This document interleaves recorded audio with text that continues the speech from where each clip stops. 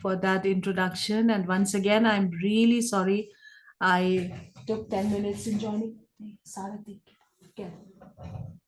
I'm so sorry.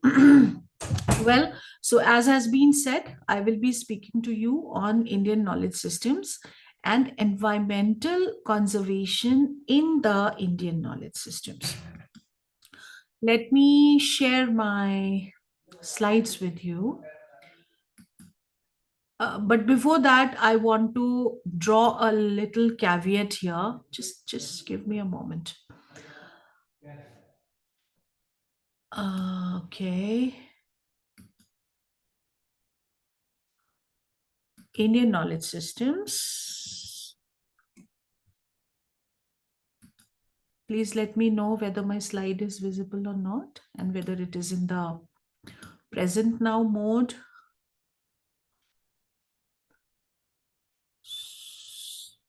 Zoom is a little bit of a difficult thing for me.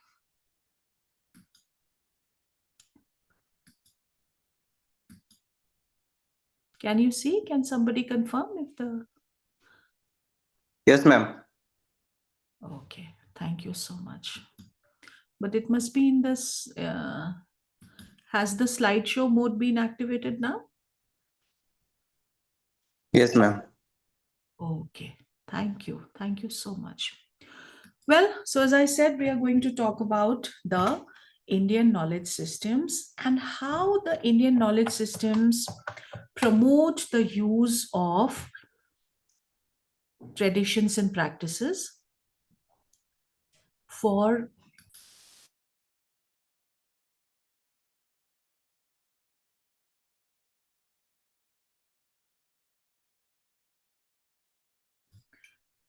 what the teachings of the scriptures that are the basis of the IKS say about the conservation of environment and the protection of nature. So we have a very rich history that is based on ancient texts and ancient scriptures like the Vedas, Puranas, Upanishads, Sanskrit texts, and these are also considered sacred texts, which give us a philosophical foundation for ecological ethics that come from Indian philosophy. It is also called dharmic ecology these days. They are very much in alignment with the principles of sustainability, and they promote a life in harmony with nature. Not only from the ancient texts and scriptures, but from the indigenous practices, but from the folk culture that is visible, that is reflected in the folk songs and in the folk sayings. You know, we have Indian proverbs and we have so many sayings and so many doha, couplets, rishi, muni, poets, Sufi, bhakti movement. There is the Tirukural in Tamil Nadu. There is uh, the bhakti movement of the northern India. Abdul Rahim Khan Khana, Kabir, Surdas, Tulsidas. That has gone into the folks. And plus, then there are so many folk songs for which we don't even know who is the writer. They just came to be. They are a part of the indigenous wisdom now. They all promote a life of harmony with nature. They are all in alignment with the principles of sustainability. And that's how we look at a system, we look at a certain lifestyle specific to India and the Indian subcontinent, which can promote ecological conservation, environmental protection, natural balance, and which can give an answer to the present day environmental crisis. Okay. Now, I have from my own research synthesized for you these 8 different points. We will talk upon these 8 different points from the Indian knowledge systems.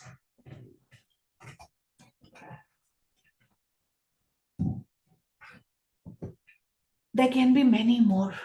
I'm not saying that this happens to be an exhaustive list of all the principles and all the teachings and beliefs of the IKS that are relevant for environmental protection. I'm not saying that. I'm not saying that.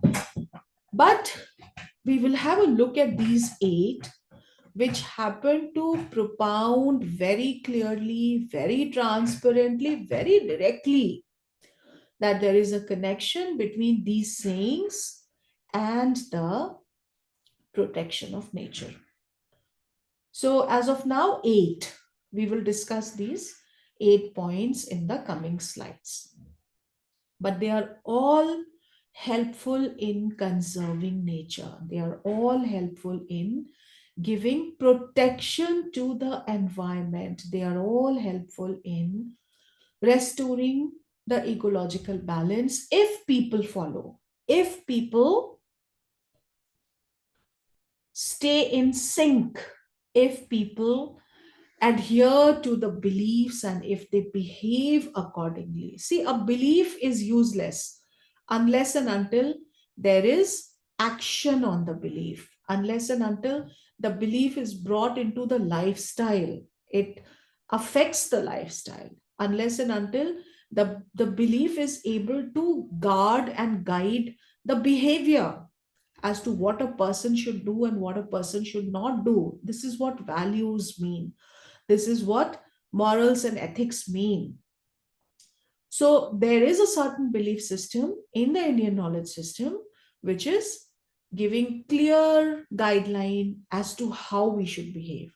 But we will accrue benefits of conservation, we will accrue benefits of ecological balance, we will accrue benefits of nature protection only when we act upon it, when we act accordingly, when we show that actions speak louder than words. So these beliefs are there in the scriptures, they are there in the words, they are there in the spirit, but they also have to come in the actions, in what we do, and also in what we prohibit ourselves from doing, in what we don't do just because our ethics and our morals they guide us that a certain tree cutting or a certain killing of an animal or a certain wastage of natural resources we are not doing because we are not allowed to by our belief system. So that belief system is coming from a certain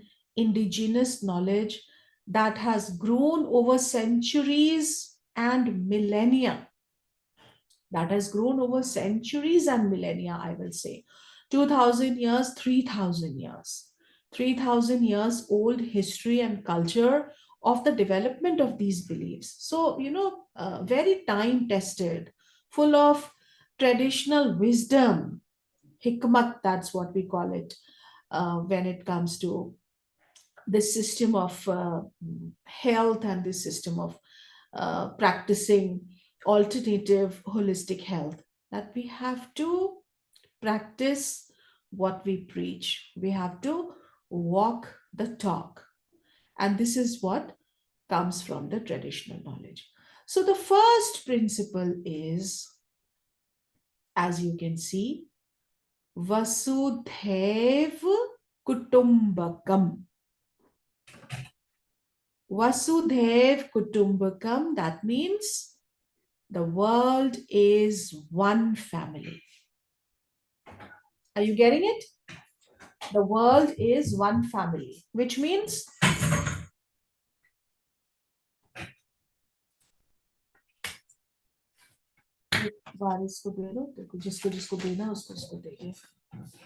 which means one earth, one world, one family. Sometimes back, you would have seen India's presidency of the G20 nations. आपने देखा होगा. Our country had the presidency of the G20 nations of the world in 2023, September. All the heads of state in the G20, they came to our country. They were here. And we discussed. the development and cooperation and coordination of our region. What was the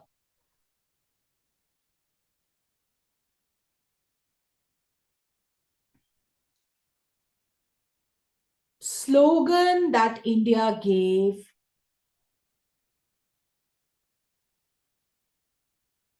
for this presidency?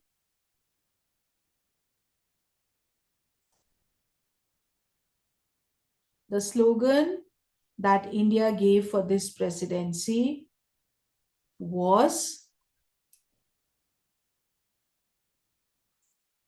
One Earth, One Nation, One Family. Vasudhaiv Kutumbakam.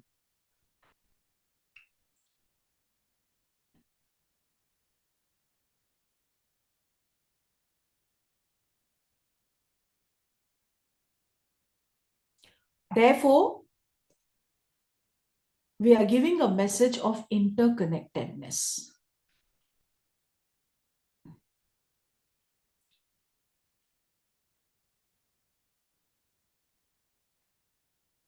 We are giving a message of interconnectedness.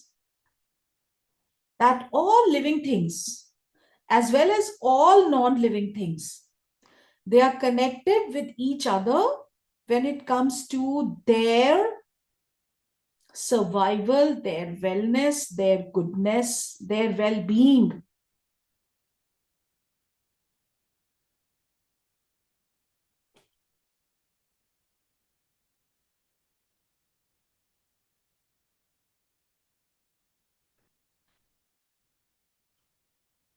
And that is why we behave like family members. We behave like family members with each other, with the living entities of this world and with the non-living entities of this world. Just like a family, we believe that our well-being lies in the well-being of everybody else. I'm safe, I'm happy, I am feeling good only when my entire family is also happy, safe, and feeling good.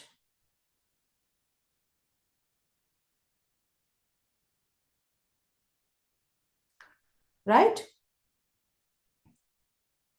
This is the concept of Vasudhaiv Kutumbakam, that we all deserve mutual respect. So this philosophy fosters a sense of universal brotherhood and harmony, advocating for collective well-being and coexistence. The word is interconnectedness. Now, I'm going to show you two pictures after this. One picture depicts the ill-conceived position of man vis-a-vis biodiversity in the Anthropocene. And then I will take you to the second picture. The second picture is indicative of the natural status of man in creation. What God wanted man to be and what man has tried to be in nature, in this world. How man has ill-conceived his position. Let me not say man, let me say mankind. The species Homo sapiens. Why and how this species started thinking that this is at the top, that this is the one species that has the maximum rights and it can trample over the survival rights of other species. How did we come to believe that? We believe that this is our position in creation. We can trample every other plant and animal. We can stand above the shoulders of all other entities of biodiversity. We can ruin the forests and the wetlands and the grasslands and the mountains and the natural ecosystems wherever they are because we are on the top. We started to believe that these are all created by the Creator for us, not with us. We started to believe that for our benefit, for our short term gains, for our anthropogenic activities, we can exploit them just like resources. That they're just resources, they are not inhabitants of the planet. That and this is where we forgot the sense, or we gave up on that sense of interconnectedness between all other living and non-living entities and us. All other living and non-living entities. We forgot. We just forgot. Therefore, my friends, we made a big mistake. And we are bearing the brunt. Today, if we are facing problems like pollution, recently in the winter session of the parliament, many MPs from the opposition, they were wearing gas masks to the parliament. They had to do this because pollution is unchecked, because it has become a health hazard. I will not say this is the fault of one government. I will say this has been a long process of ill conceived development, which was so far ignored, which was overlooked because we were so blinkered with the needs of development that we forgot we need to stop, we need to draw a line. There has to be some extent only to which we can develop. We can't develop erroneously. We can't develop without any sense of limits. It's all about boundaries, it's all about limits. Today, we have exceeded the planetary boundaries. The United Nations has come up with a very interesting model of planetary boundaries, of World Overshoot Day. Today, humanity has progressed physically in such a manner that there is not enough for the entire population. Although, as Mahatma Gandhi had said, the earth has enough for every man's need, but not for every man's greed. What we see all around us is greed. It's a naked hunger for more luxury. And that's what has caused to be detrimental for the resources of the planet. So this was the wrongly conceived position. And now look at this picture. Our natural position on the planet is this. We are not on top of everything. We are amongst and between and within everything. We are with them. They are not for us. There's a lot of difference. You're with your family. The family is not for you. Your well-being lies in the well-being of every other member of the family. And here when we say Vasudev Kutumbakam, we actually mean that every living and non-living entity. See here in this picture, you're seeing plants, you're seeing animals, birds, insects, and you're also seeing water. You're also seeing air. You're also seeing sunlight. You're also seeing earth, mud, soil.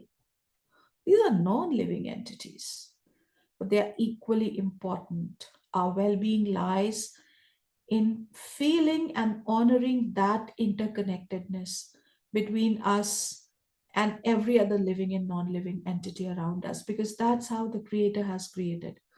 This creation has placed man somewhere within these entities and not on top of everything. So that kind of short-sightedness has occurred because we stopped to believe in interconnectedness. We should have kept our promise.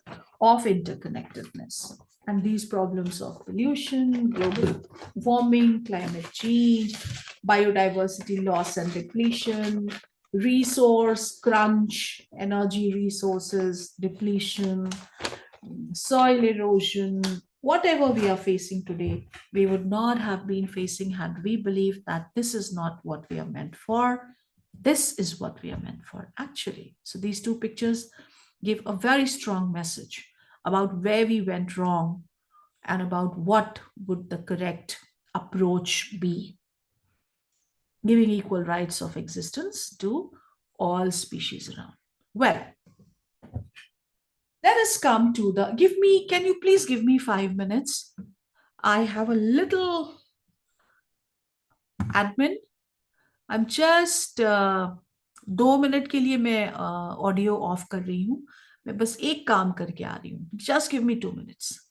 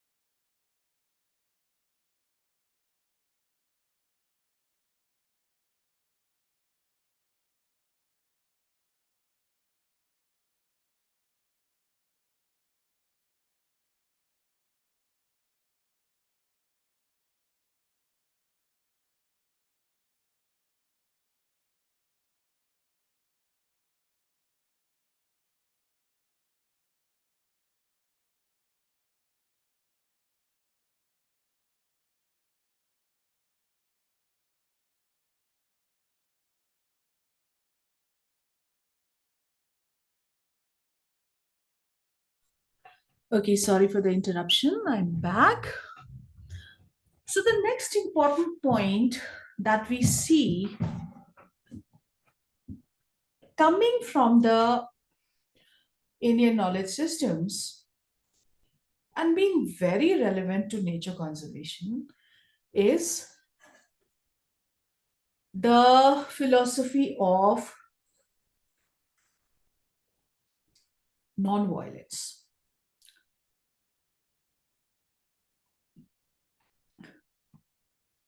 Ahimsa. We take it from a shloka in Sanskrit, a small segment. Ahimsa paramo dharma. Ahimsa paramo dharma.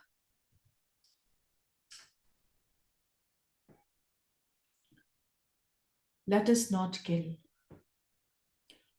Let non-violence be the supreme religion.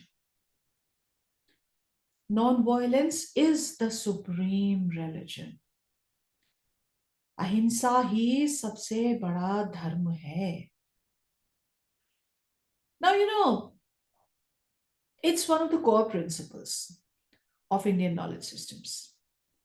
It emphasizes non-violence and compassion towards all living beings, be it wild animals, be it domestic animals, be it your own co-inhabitants of the planet, all living beings. And it advocates for the ethical treatment of animals. It recognizes the intrinsic value and innate right to live free from harm It's about live and let live, free from harm. Don't cause and inflict any harm to any other species. And this is one philosophy from the indigenous Indian knowledge systems that aligns with the modern animal rights movements very well. You would be knowing about PETA, People for Ethical Treatment of Animals, and in India also, we have our own version of PETA. We have activists in our country who work for animal rights movements, for the ethical treatments of animals, inflicting no harm, not killing animals. And I think People for Ethical Treatment of Animals is an international NGO, and the Indian equivalent of this international NGO is I fail to remember the name. It was founded by Maneka Gandhi in response to PETA. I think it's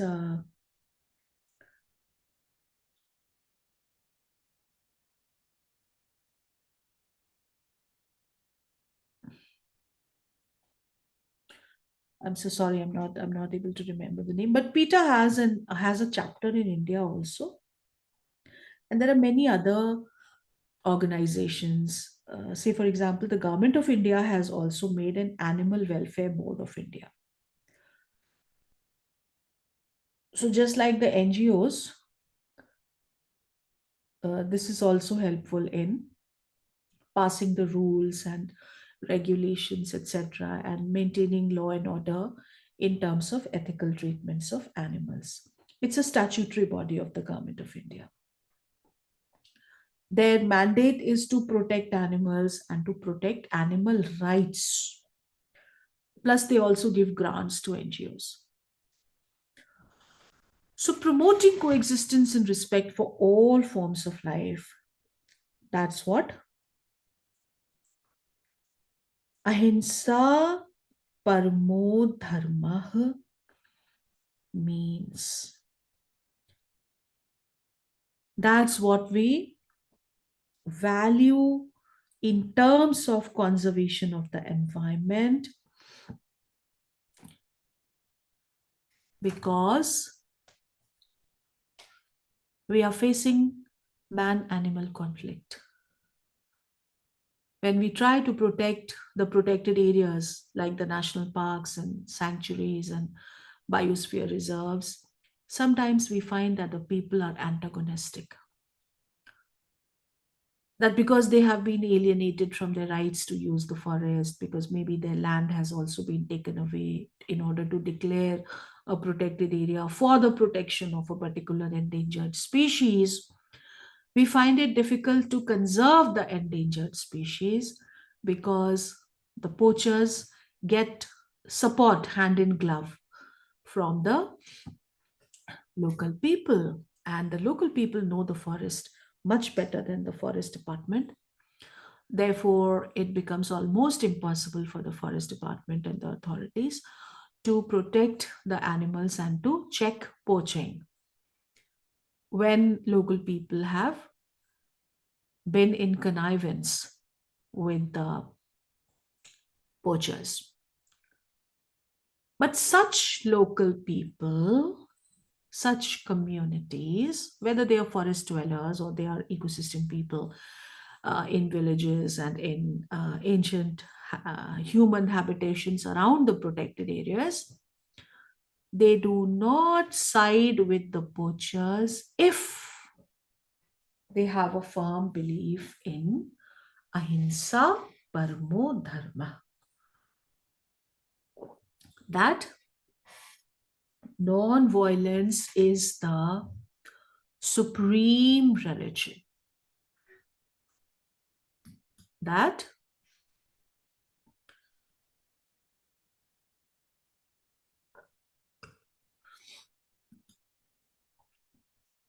To kill, whether it is an animal or it is a human, any living being, to kill is prohibited.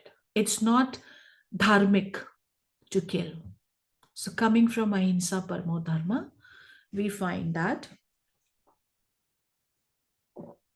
we can gain the support of the local people in the conservation efforts that we are making, whatever conservation efforts we are making.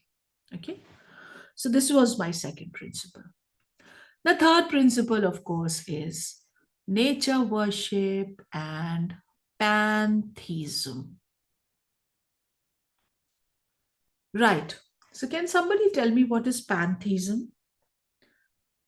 Any participant, can you give me what is the definition of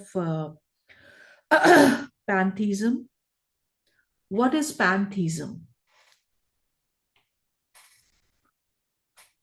Anyone?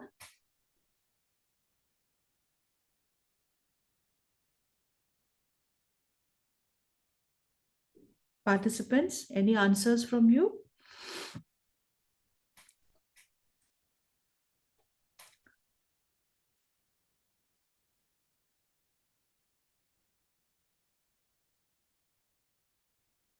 Acha.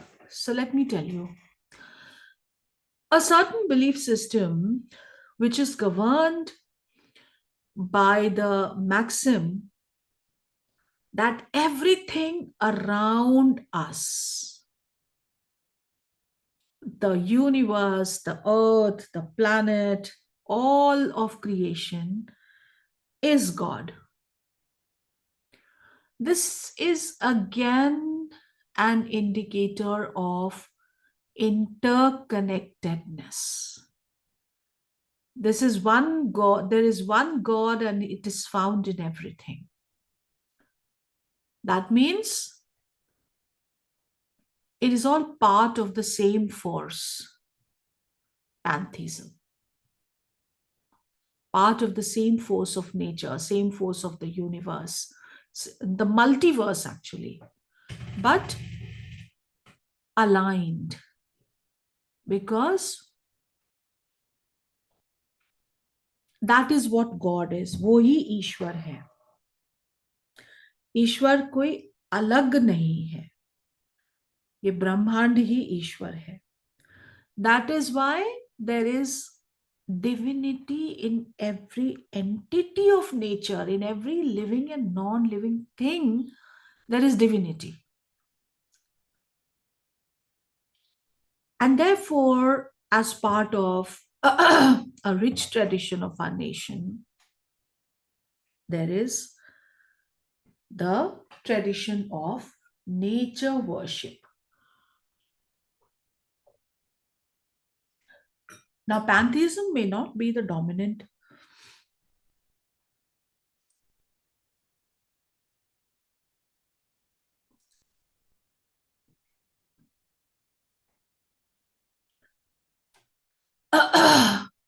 dominant view of the world. People might ask questions like, how can an animal be God, or how can a plant be God? But there is a large group of people who believe in pantheism. It is different from monotheism. It is different from monotheism. What happens here is that we find great support from nature worshippers and from pantheistic people who help us in conserving those species which they worship. In our country, there are people who worship to the monkey god. In our country, there are people who worship to the elephant god. In our country, there are also people who will bow down their heads before the tiger and its body. There are people who worship the snake god.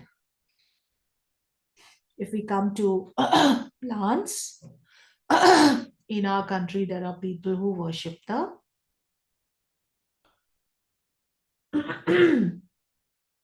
Trees, the peepal tree. The very scientific name of the peepal tree is Ficus religiosa. Why is it called Ficus religiosa? Because it is worshipped. It has a religious significance. The peepal tree, you can see here in the picture. I don't know what tree is that this lady is worshipping, but she's worshipping a tree. A very fine example of nature worship is that of giving space to a tulsi plant in every household. Now, I, as a wildlife conservationist and nature conservationist, will never be worried about the conservation of the peepal tree or the conservation of the tulsi plant. Again, I should tell you here that the scientific name of tulsi is Ocimum sanctum. Ocimum sanctum, which means a plant that is sanctimonious, a plant that is not to be harmed, a plant that is sacred. Therefore,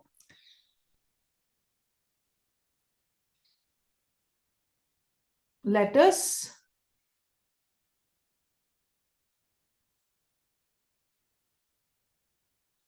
give space to this plant. It will bring goodness. And now I don't have to worry about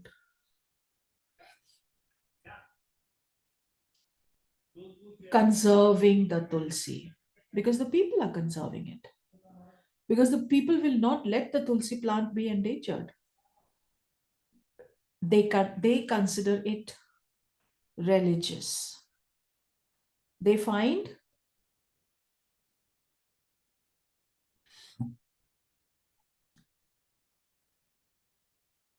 that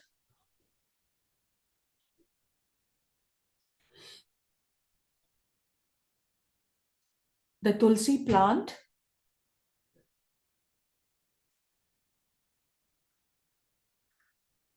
is to be given space in their homes. There can be many, many other examples of sacred practices and of sacred sites and of sacred nature. Say, for example, there may be a certain plant that you use in a rite or a ritual, a yagya, anushtan, puja. Flowers are integral. Auspicious occasions like weddings, naming a newborn, and housewarmings, they're incomplete without such worship rituals. So, if you need a particular flower for a particular rite and ritual related to worship, of course, you will protect it. Of course, you will protect it because you need it. It has socio-cultural value. The vape of camphor, kapoor, that we used in the thali for arti, is again considered sacred. So the lady of the house wakes up in the morning and collects flowers from her garden for the daily offerings to the deity. And as she cooks the meals for the family before a family member accepts a morsel of food, the cow is sent out the first roti. So these are small sacred practices where Indians have been attaching religious significance to plants and animals. As a result, Indians have become those people who protect these plants and animals and who will not let these plants and animals become extinct. So, look at this lovely, lovely quote by Mark Twain. He was one great writer who was quite in love with India. Mark Twain. I mean, he wrote books and although he was born in America, he was basically a humorist and a writer.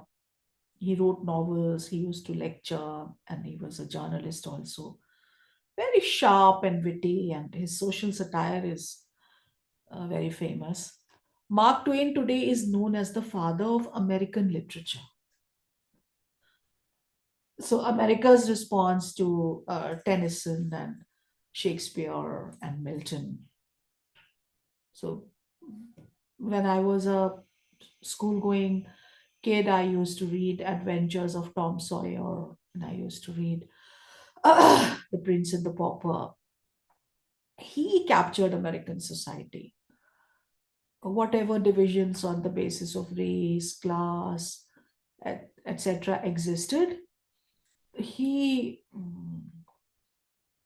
he could describe that in his fiction, in his stories. So he used storytelling as a very powerful means.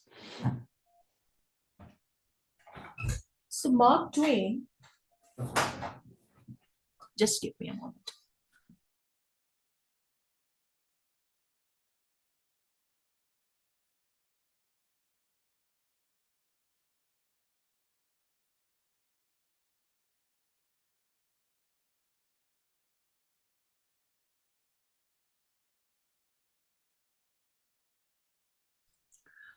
He writes about India.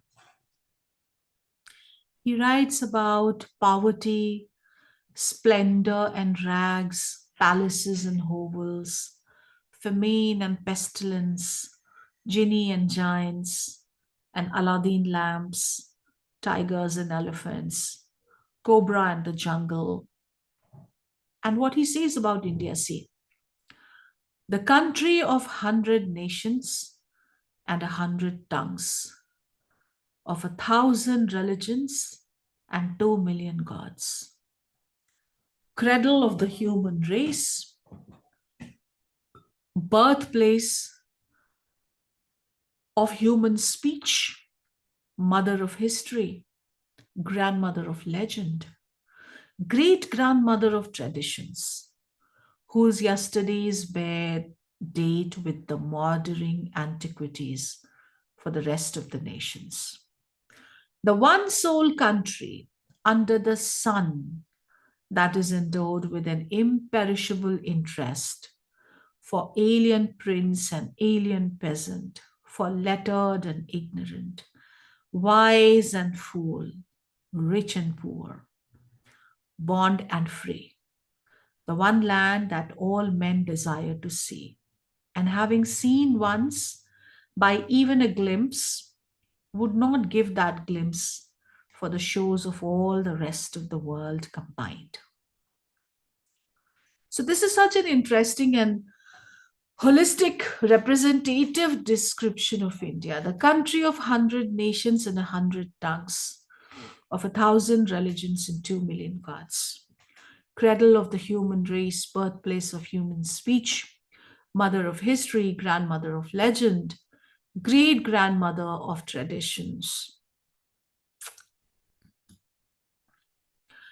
So, one such another very important tradition from the Indian knowledge systems is that of sacred groves.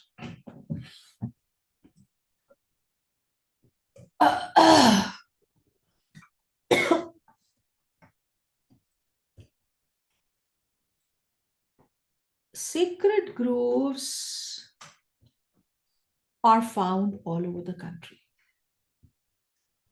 These are forests, wetlands, hills, meadows, mountains that have a religious significance. By religion, people do not harm them. It can be even a stretch of a coastline, anywhere, where it is prohibited for the local people to go for any sustenance, for any infliction of harm to nature for any mode of subsistence, for any use, people don't allow. From a sacred grove, you can't even take a small blade of grass. So, this comes from the tradition of Tapovan, Mahavan, and Srivan. The sages and rishis of the country have evolved a system of holding nature sacred by their penance in the forest. So, Tapovana forest associated with penance, that is tapasya, and they are inhabited by saints and rishis, sages and rishis of the country. Mahavan is the grand natural forest. So, Tapovan and Mahavan are Raksha, sanctuary, Surakshit, sthan for the flora and fauna. And ordinary human beings are not allowed to enter these forests. And the Srivan means forests of the goddess of prosperity. It consists of dense forests and groves. And this has been an age old tradition of the country. The German forester Dietrich Brandes, who is now known as the father of forestry in India, and he was the first Inspector General of Forest of India. When he came to India and he started the forestry operations in India, he found these sacred groves. He found them very interesting. And see what he says. Very little has been published regarding sacred groves in India, but they are, or rather were, very numerous. These, as a rule, are not touched by the axe, except when wood is wanted for the repair of religious buildings. So maybe a sacred grove, a sacred forest has been set aside for wood whenever it is needed to repair the temples and monasteries and other such structures. But for any other reason, they were never touched by the axe. Never touched by the axe. No cutting of trees, no lopping of branches from a sacred grove by the people for their needs. You can take wood from the sacred grove only when you need to repair a religious building. And this is what Dietrich Brandes, he says in 1887. So if you're more interested in this, then you can see the publications of Madhav Gadgil, V.G. Vartak, Ramchandra Guha. There's a book also called This Fissured Land. So you can actually read and know a lot about sacred groves. Wherever you live, there must be a sacred grove somewhere around you. I'm sure. I live in Aligarh. We have a pond that is called Achaltal. This Achaltal is a sacred grove. People don't harm, there's no fishing, there's no sewage, seaward, nothing in this pond because it is associated with a temple. I often travel to Delhi, Noida by this road, and we come across a temple and a pond by the temple where I always see, because the water is very clear, there's no pollution, no discharge, no effluent, nothing in the water. Therefore, BOD is low, and migratory birds come to this temple pond quite often. They come to this temple pond quite often. And I have seen beautiful migratory birds, ducks and geese in this water. I live in Aligarh again. I'll give you a wonderful example of secret groups from the city of Mathura. It's very close by. We can go in the morning and come back in the evening. Mathura is the Mathura, Vrindavan, Gokul. It's the city of Lord Krishna. That's where he was born and that's where he spent his childhood. Uh, There are sacred groups in Mathura, such as the Nidhi one, which are not harmed by the people during the daytime. Nobody goes there because they believe that in the night, after the sun has set, Lord Krishna comes back to the Nidhivan and he plays Ras Leela with the gopis.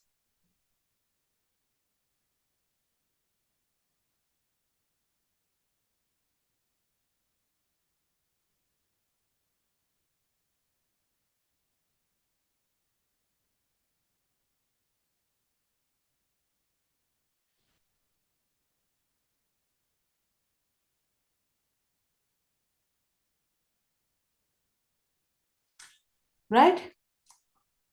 So, this is again one great indigenous practice of the Indian knowledge systems that is very helpful in protecting nature and in maintaining ecological balance. Now, as we talked about sacred practices, as we talked about ancient scriptures, we will do very well to look at some Sanskrit shlokas that come from the Vedas, Puranas, and the Upanishads. And they promote tree plantation, vriksharopan, which leads to afforestation. I need not elaborate more upon how much we need afforestation today.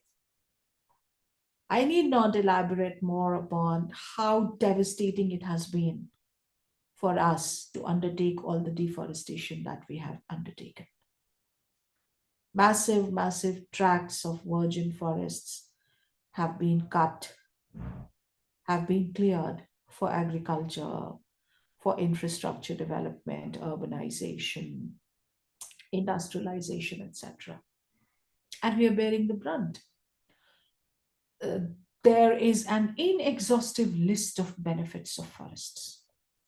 And by losing our forests, we have lost that very, very precious heritage, which was performing an essential ecosystem service, which was uh, which was maintaining the ecological balance of the planet. And now that we have disturbed that balance, we are being made to pay all this pollution that is causing smog in Delhi, that is causing the AQI to be so high.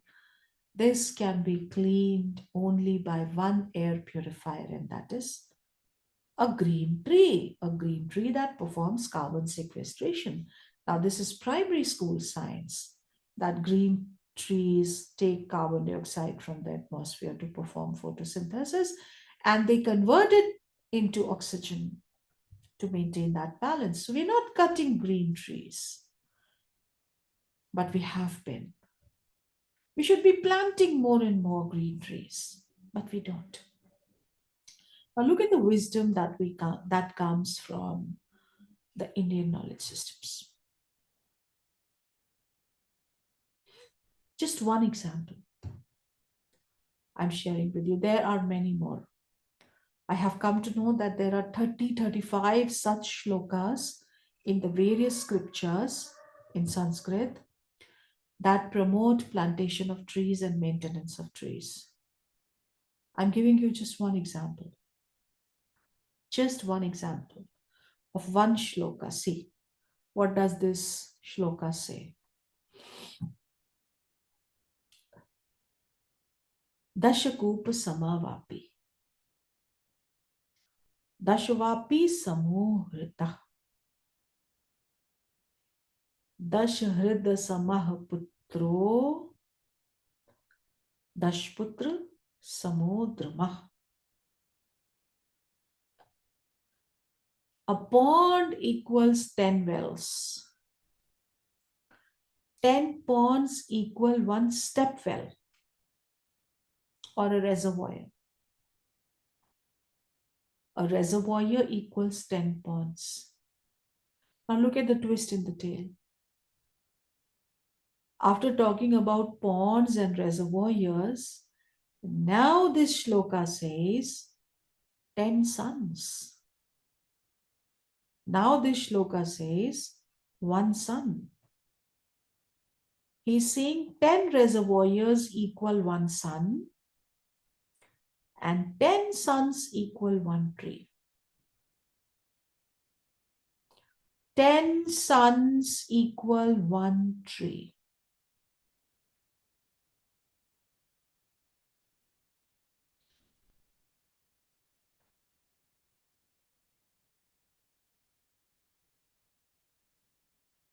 Ten sons equal one tree.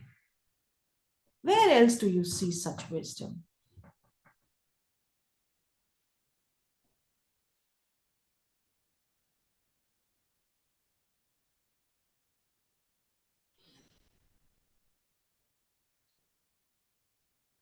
Ten sons equal one tree. Dashakupa samavapi.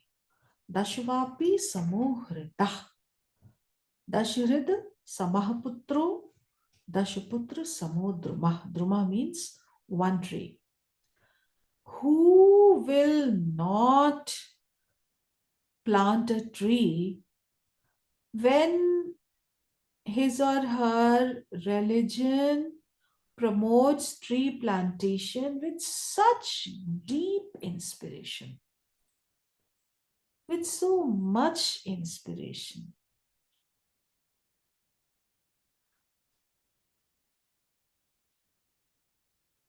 When your scriptures consider a tree so important that they are saying 10 sons equal one tree, why will you not plant a tree? Why will you ever harm a tree? And why, after planting a tree, you will not maintain that tree?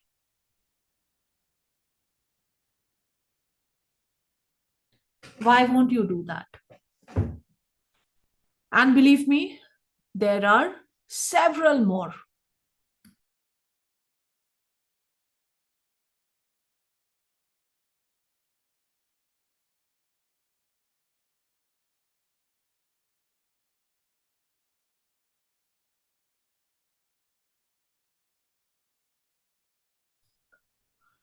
Ten trees, 10 sons equal one tree.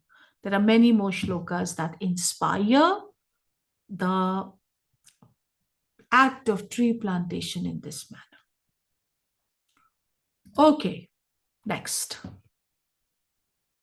Community-based conservation or community conserved areas. Now this session, I think this course is taking place for parliament, for participants in Ladakh, right?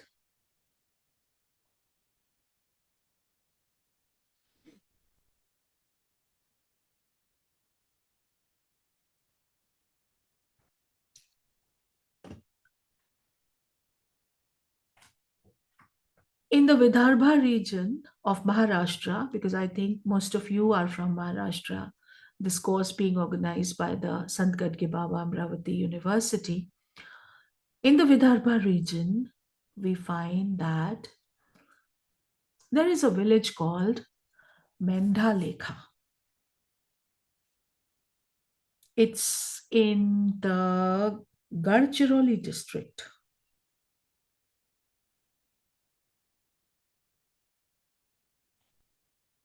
Mendhalekha village, situated in the Gadchiroli district of the Vidarbha region of Maharashtra. Now, this is famous for its dry deciduous forests full of biodiversity, and also for the tribal communities.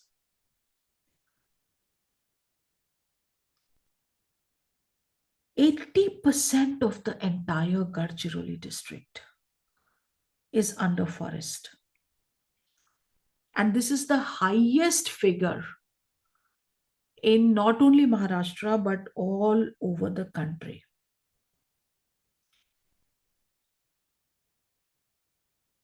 Just about 400 people live in the Mendalekha village. There are no class and caste hierarchies. They all belong to the Gond tribe. Now, Gond tribe are the indigenous people of this region. So, since time immemorial, they have owned the forests, the dry deciduous forests, and its biodiversity. And for all their sustenance, they depend on the forest resources. A little bit of farming, and for all the collection of food, roots, tubers, fruits, grasses, also timber, fuel wood, fodder for their livestock, everything they collect from the forest. And they also collect non-timber forest produce, NTFP, non-timber forest produce, from the forests of the Gadchiroli district in Mandalekha.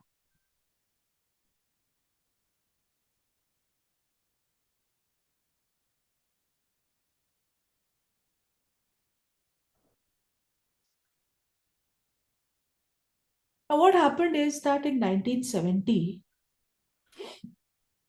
the Indian government proposed a very ambitious hydroelectric project in Madhya Pradesh. Madhya Pradesh is adjoining. You would be knowing better. You're all from Maharashtra. Now, this project meant that these poor tribals will have to be displaced from their traditional homes. And also, this will disrupt the large stretches of forest. People will lose livelihoods. Their livelihood and culture heavily depends on biodiversity.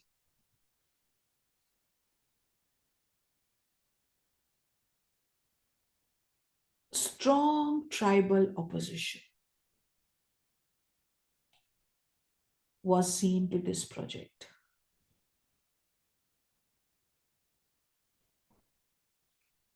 So, this project, it had to be shelved and the dam was not built. Now, this was the fountainhead for self rule.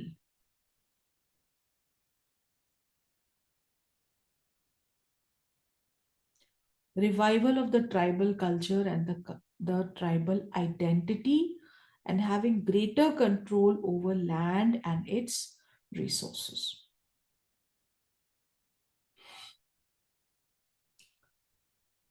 So now they call themselves a village republic.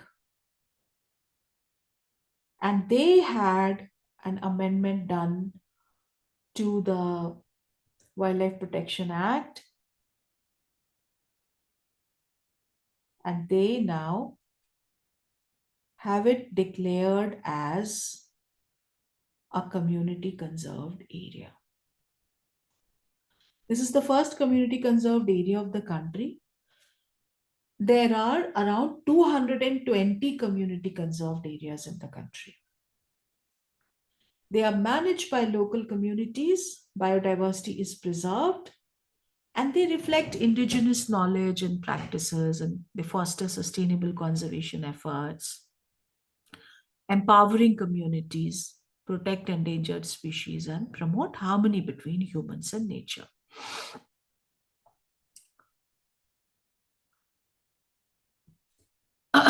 You can, if you want, if you're more interested, you can find out. Apart from the national parks and sanctuaries, Legitimized by the Wildlife Protection Act, there are only four types of protected areas in our country. We all know very well about the national parks, one, sanctuaries, two, conservation reserves, three, and community conserved areas, four. Know about that. So 220 community conserved areas. Post uh, an amendment in the Wildlife Protection Act, creating a new category of conservation according to the law for protecting people's livelihoods, indigenous cultures, tribal cultures, more of self rule from the people, and protection of biodiversity.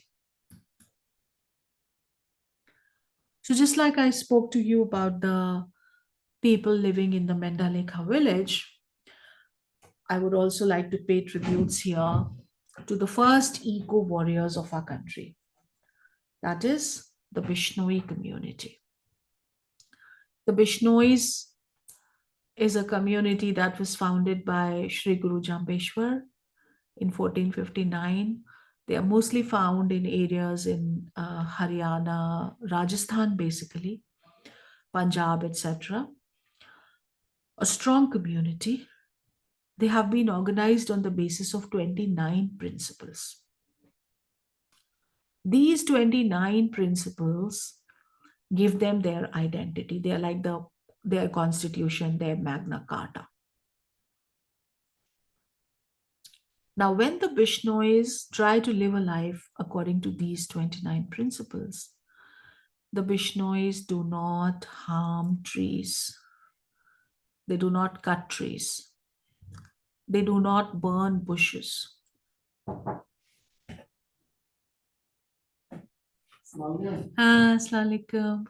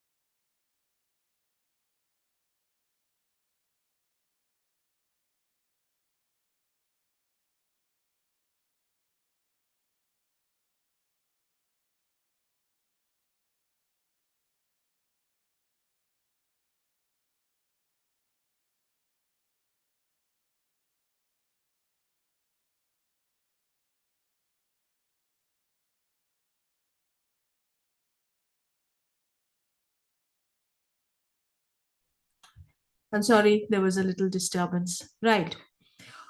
So, these people who are known as the Bishnoi community, they're the first eco warriors. They are very, very aligned to nature conservation. They resist the poaching of animals in their region, in their area. The black buck is found in their region.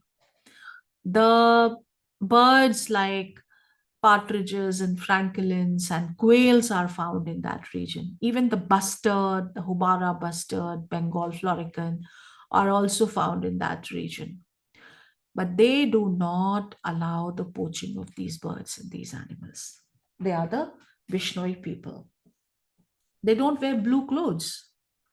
They don't wear blue clothes because the dye for obtaining blue dye is obtained by burning a lot of bushes. So Guru Jambeshwar has prohibited them from wearing blue clothes. Can't wear blue clothes. So, friends, this is a fine example of the wisdom of the people of India in protecting environment and in protecting nature. And last but not the least is the Sattvic diet regimen. How good food that is good for health, food that is good for spirituality, has been defined by the Indian knowledge systems. Because, we are what we eat, we look how we feed ourselves. So, this food, the Sattvic diet regimen, it is based on pure, essential, natural, vital, clean, conscious, true, honest, wise food choices. It's not just good for the health, it's also good for the planet. Nowadays, there is a beautiful concept called planetary food. I have already spoken to you about planetary boundaries. Now, there's something called planetary food. Planetary food is sustainability food. It's sustainability food. Why? Because only sustainable food ingredients are used.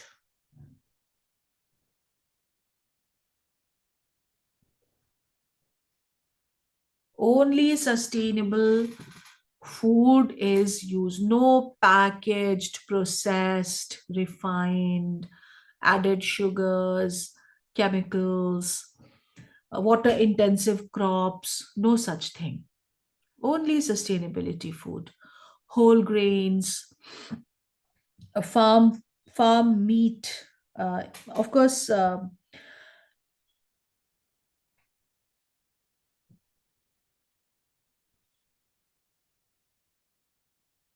there is no concept of meat when we are talking about um, ahimsa parmo dharma and the Indian concept of sattvic diet. But planetary food includes only farm fresh and grass fed meat.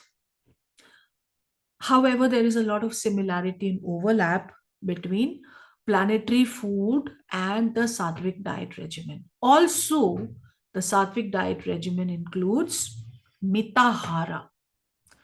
Mitahara means eating less. And planetary food is also full of wisdom regarding less consumption, putting less pressure on the resources of the planet, consuming less, therefore growing less. So, on the one hand, with that, we tackle the problem of world hunger and starvation and people of this world who are inhabitants of the planet just like us, who don't have enough to eat, who are suffering from malnutrition and malnourishment, etc. So mind it, there is a difference between malnutrition and malnourishment. But by eating less and by not over exploiting food resources, we can align to the concept of sattvic diet regimen in Mitahara, which is also a planetary diet. So I'm sure you all would be having, thank you for that answer, Seema Rawatji. When I put up that question, you said workshop trees for animals, worship trees or animals. That was right. That was pantheism. You're right. So with that, friends, I come to an end of these 8 points that I had to discuss with you. The sattvic diet regimen in Mitahara, the eco warriors, the community conserved conservation that we see in our country, wisdom for afforestation and tree plantation in the scriptures, the tradition of age old, time immemorial sacred groves, the tradition of nature worship and pantheism in India, the belief in ahimsa and non-violence, and also the philosophy of Vasudhaiv Kutumbakam. So I'm very eager to know if one of you have something to add to this from your side. If you know of some indigenous Indian practice which is good for the environment, you can let me know. This is an ongoing research and I would like to augment to it. So what now we can do in classroom is teach our students about uh, the Indian knowledge systems and their potential for conserving nature. So now I'm going to end my presentation, and if there is any question, if there is any add-on, I will be very happy to take it up. Yes, participants, any questions?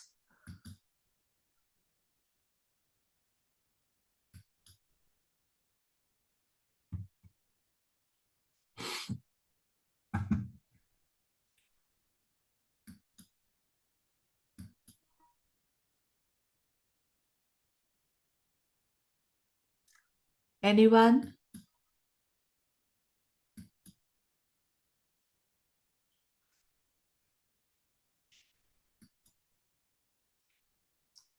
Any queries, any add-ons, or you can tell me if you have learned something new, कुछ नया सीखा आपने आज.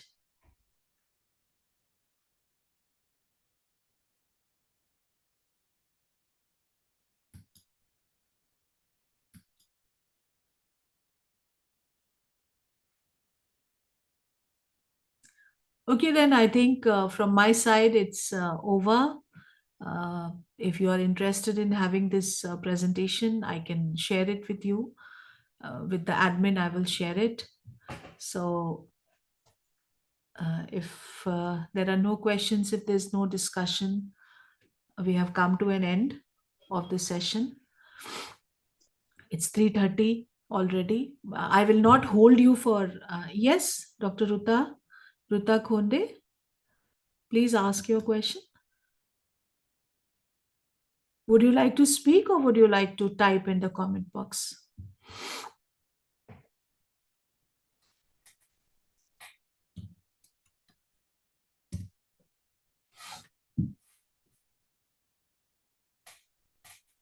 Which IKS is suitable for chemical engineering point of view? I don't feel competent enough to answer this because I'm not neither a chemical engineering expert nor an IKS expert. I am an environmental scientist and an educationist.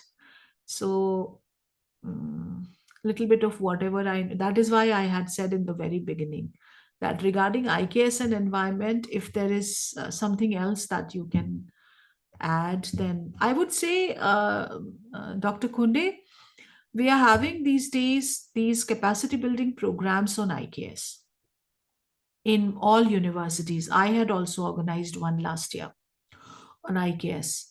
So if you want, you want to learn more about, and they are doing it. They're doing IKS and geography, IKS and water resources, and like that. So you can attend one of these courses. You will be able to learn a lot. Thank you. Thank you very much.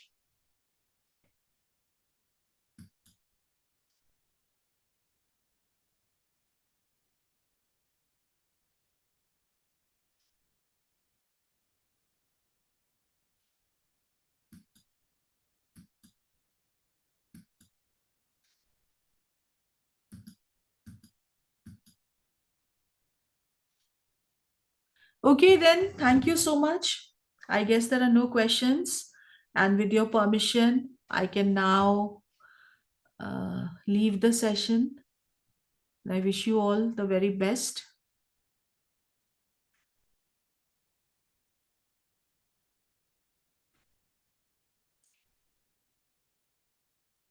So, admin, are you there?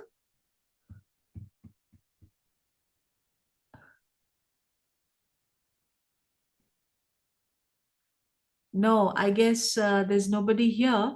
Yes, ma'am. I'm there. Actually, some So, technical glitch is that Mic is not open. So I think, ma'am, if the session will be over, can we conclude, ma'am? Yes, please. Yes.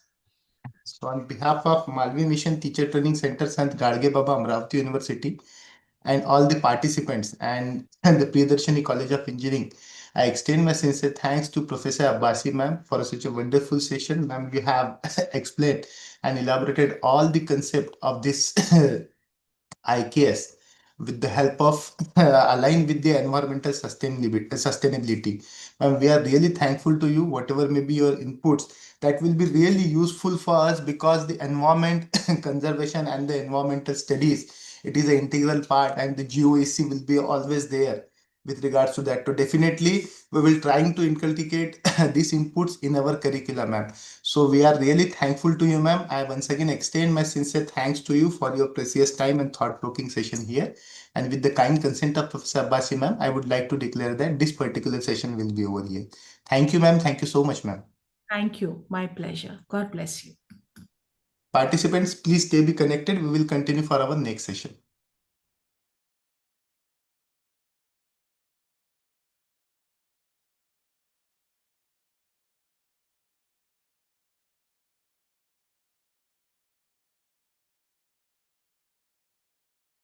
Hello, Professor Apparao, sir.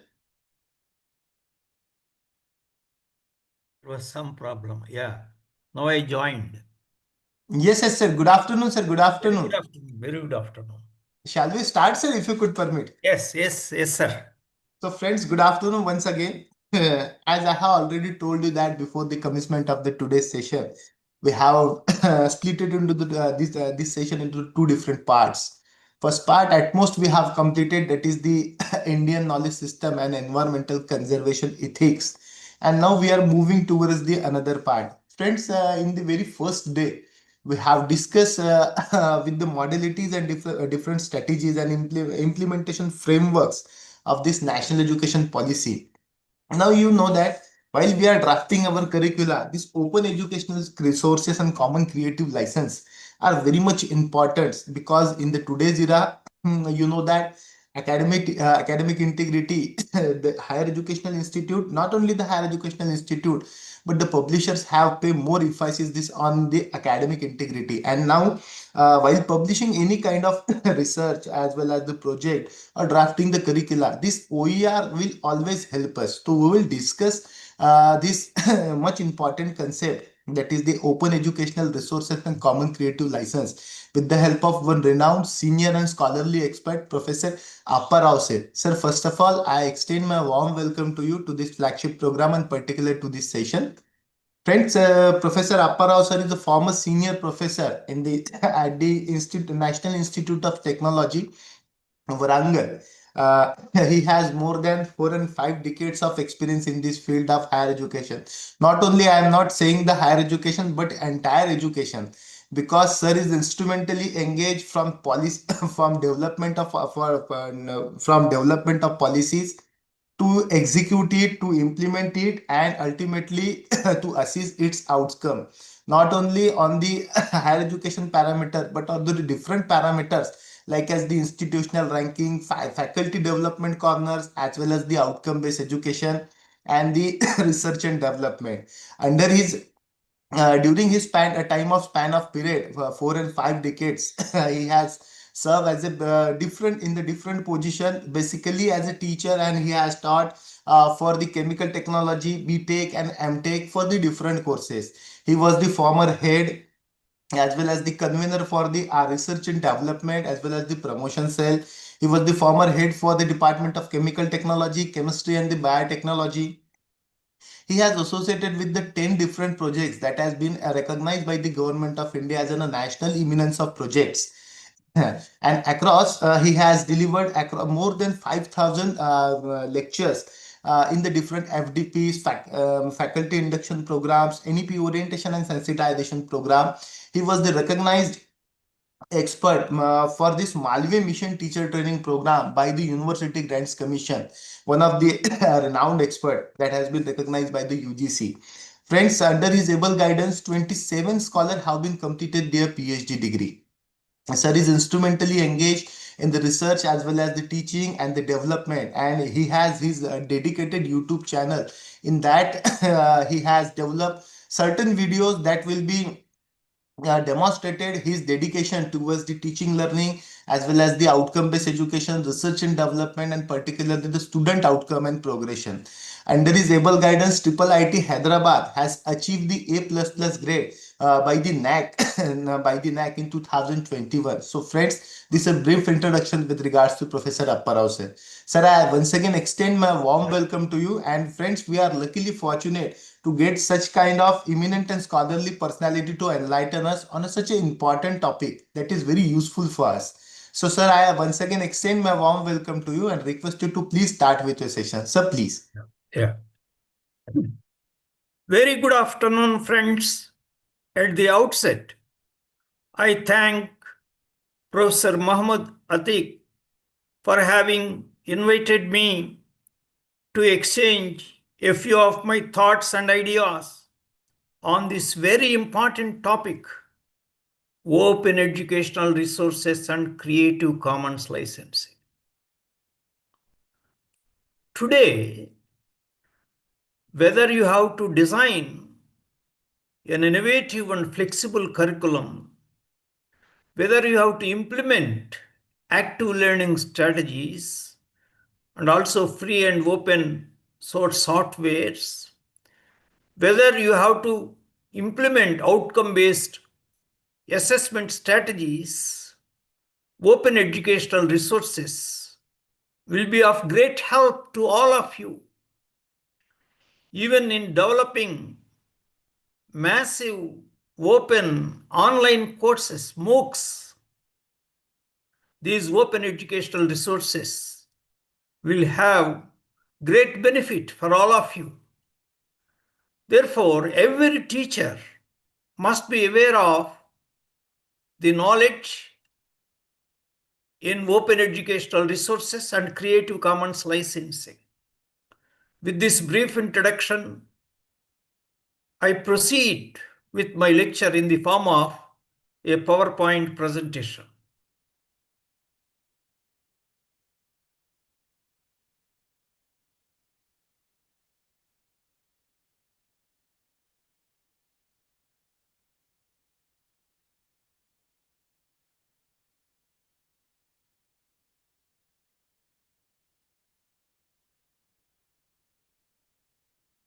Friends, are you able to see my slide?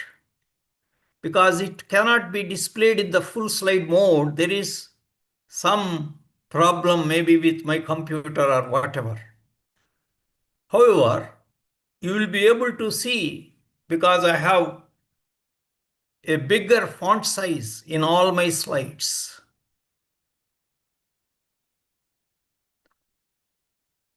Sir, it is very much visible, sir. You can. Okay, I shall proceed with this.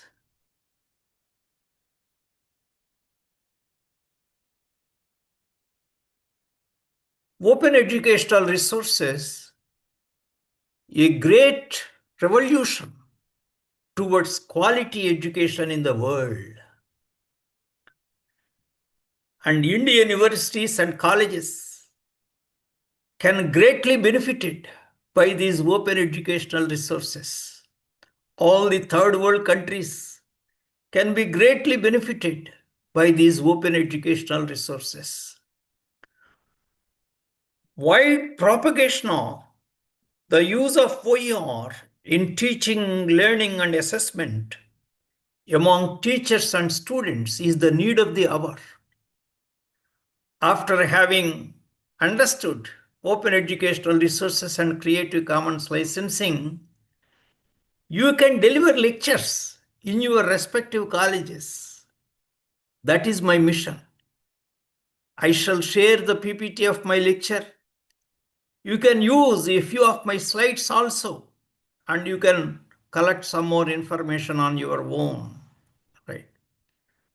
It is essential that every faculty member of your respective colleges must be aware of the best use of open educational resources in their teaching, learning, assessment, research, consultancy, everything, every aspect. Appropriate use of open educational resources can bring in excitement, motivation towards learning, self-learning, and lifelong learning among teachers and students.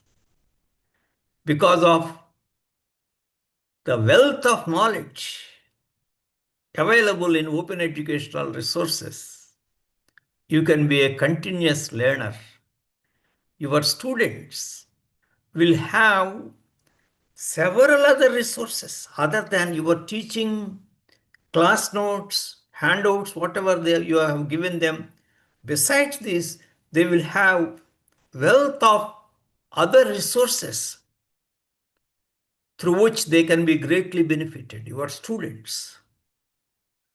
Development of an interesting online course of good quality and standard is possible by selecting, modifying, and using the open educational resources appropriately. Open educational resources provide the teacher many ideas about modern teaching methods. You cannot invent everything. You can appropriately use them. You can also discover by yourselves. But you have these open educational resources handy for you. You can modify them. You can appropriately revise them. Make the best use of them in your teaching, learning, and assessment. You can also implement active learning strategies in the best possible way. OERs are great resources to students also for self-learning, independent learning, and learning in depth. Learning in depth, that is not very much essential. Not surface learning. Deep learning is very important today for the students in order to acquire the employable knowledge and skills, transferable knowledge and skills, very important. In that context also, open educational resources are of great benefit to the students.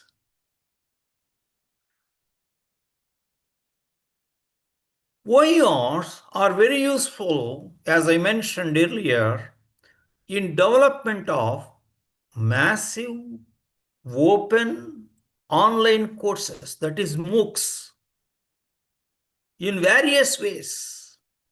For example, in creating motivation and excitement among the learners, in developing learner-centric MOOCs, which is necessary in outcome-based learning, in formulating course outcomes at higher cognitive levels, at higher learning levels, like apply, analyze, evaluate, and create. You can take the help of OER.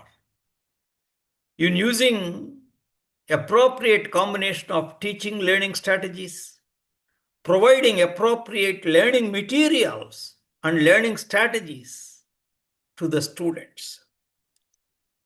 These are the 5 R's of open educational resources, OER. The first one is reuse. You can take the OER and use it in your classroom setting. Revise. You can also revise it. Add some other information, delete some information, modify it.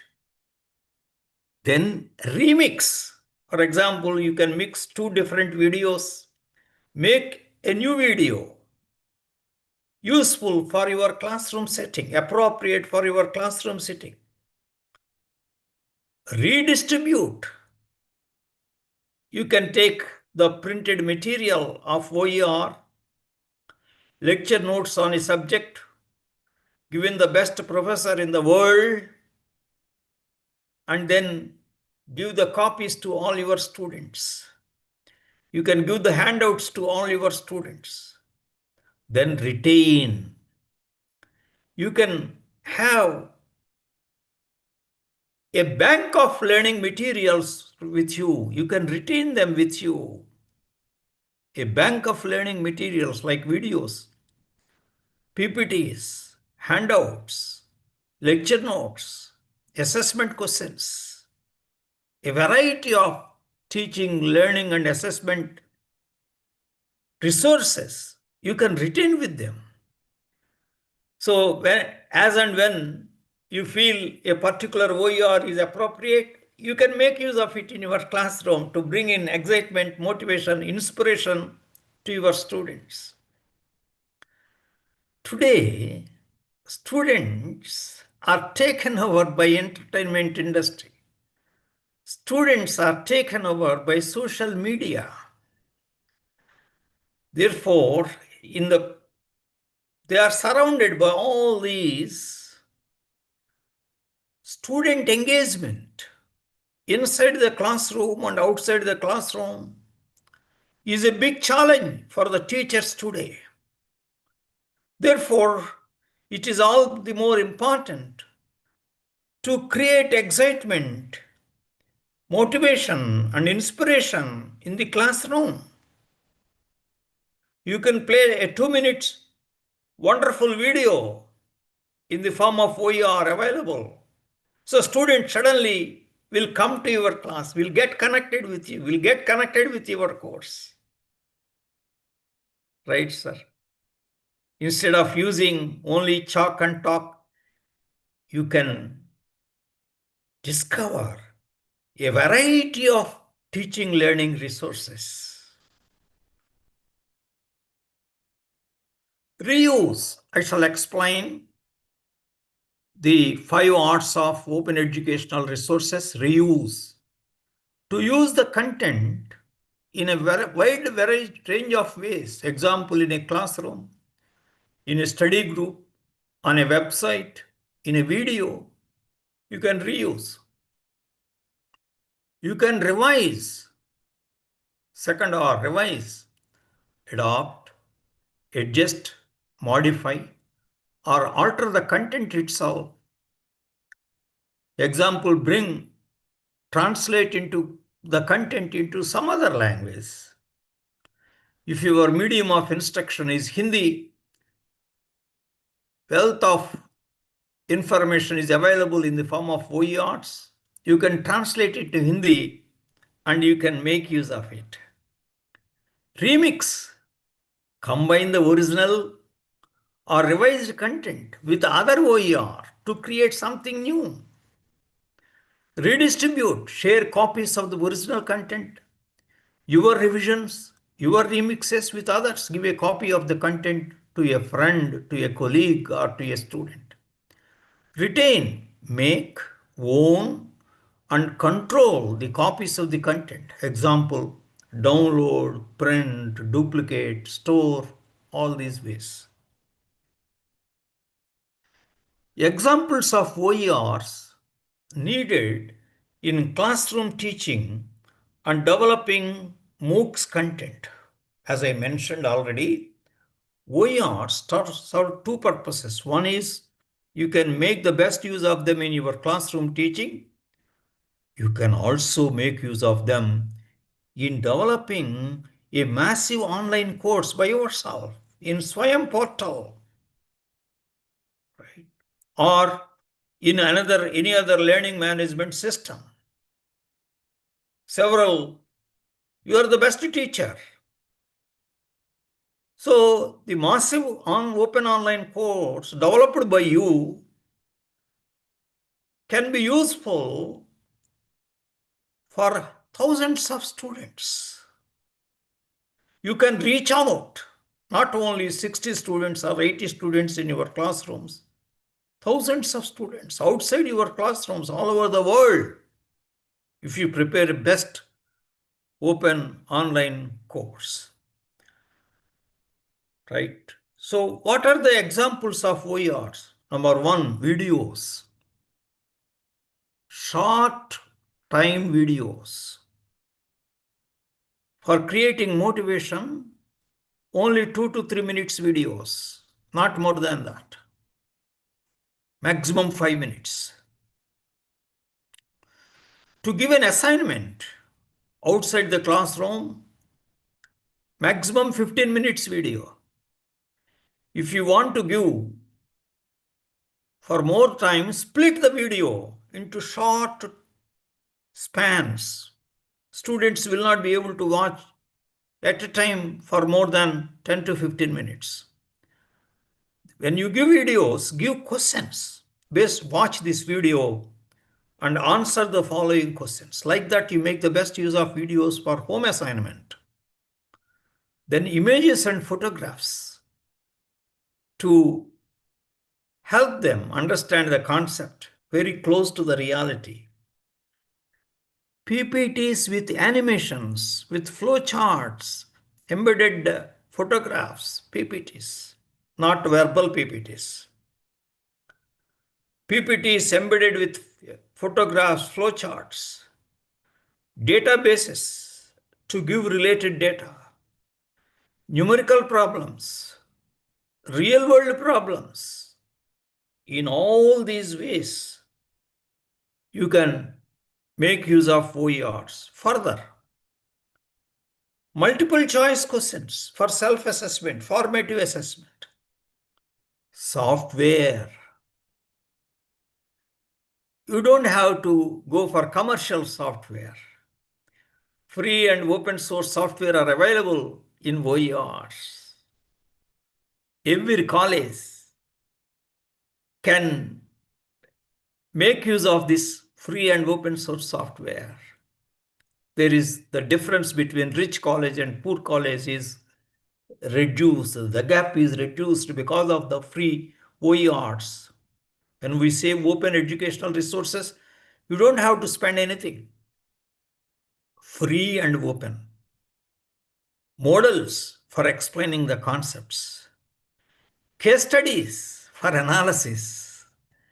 You can get excellent case studies for analysis. I have made the use of OERs to collect case studies to teach my courses.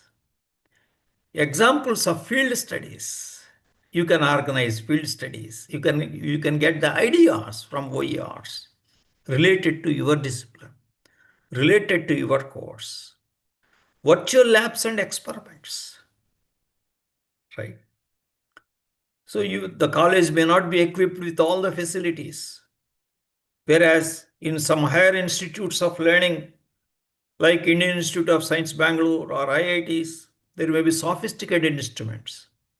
IISc Bangalore especially has the virtual labs facility.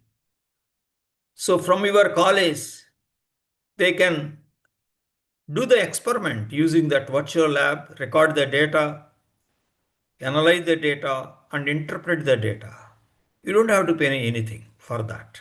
Your students are greatly benefited by that because every college cannot purchase sophisticated equipment or instruments. Then e-books. Many students may not be able to afford to purchase all the books. So in the form of e-books, some good books are available. The students can make the best use of them. Other tools for explaining the concepts easily and self-learning by students. Origin of now, I am going to discuss the origin of open educational resources movement. Right. David Wiley coined the term open content in 1998. OER, the term OER, open educational resources, was first used at UNESCO's 2002 forum on the impact of open courseware for higher education in developing countries, especially to help the developing countries. These OERs were actually, the term was discovered. The MIT stands for Massachusetts Institute of Technology, The MIT Open Courseware project is seen as the first recognized OER project announced on 4th April 2001, carried out efficiently and successfully by Massachusetts Institute of Technology, MIT, USA. I started using MIT OpenCourseware since 2005 when NIT Warangal has got the internet facility. MIT OpenCourseware publishes all of the educational materials from its undergraduate and graduate level courses online, freely and openly available to anyone, anywhere, anytime. Anyone, anywhere, anytime. So by sitting in India, you can learn with the help of OERs available in MIT OpenCourseware website. And anybody can log in. There is nothing, no username or password. You can freely log in. This project uses Creative Commons attribution, non-commercial. It is only for non-commercial purposes. You cannot use this OER developed by MIT for commercial purposes, only for non-commercial purposes. The program was originally funded by William and Flora Hallett Foundation, the Andrew W. Mellon Foundation, and also MIT from the internal resources, originally in 2001. But now, those foundations have donated only initially. Currently, MIT OpenCourseware is supported by MIT internal revenue. A portion of the internal revenue is earmarked for MIT OpenCourseware, then corporate underwriting, major gifts by the donors, and also the donations from site visitors. I also contributed about $125 some time ago, right? They accept the minimum up from $25 they accept from the site visitors. The initiative from MIT in 2001 inspired a number of other institutions to make their course materials available as open educational resources. You can go to this website for that additional information. There are 4 main categories of OER movement. First category is OpenCourseware, like MIT OpenCourseware. It is the direct publication of high quality educational materials that are freely and openly licensed and are available online to anyone, anytime, anywhere. Right? So they also include MOOCs, massive open online courses. The second category is OER publishers. New open publishing efforts for textbooks and other OER. This category also includes initiatives geared towards developing specific collections of OER, such as the Khan Academy and Saylor Foundation. So they publish OER publishers. OpenCourseware, that is one category, OER publishers. Then OER repositories, these are available in the libraries, big libraries.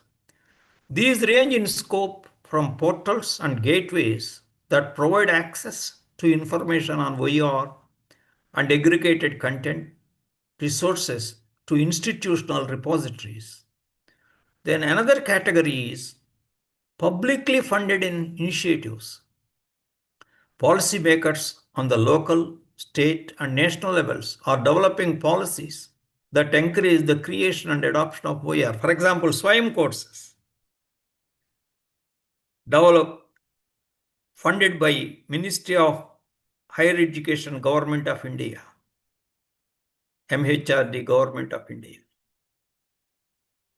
Swayam Prabha, again, channel, videos channel, OERs, NPTEL courses. There are many initiatives in India towards the development of open educational resources. So many initiatives from India. A few examples of sources of OER. What are the institutions that are moving forward in developing, in creating OERs? MIT OCW tops the list. John Hopkins OCW, Tufts OCW, Open Learn UK OU, OER Asia, Open Education Europa, Yale Open Courses,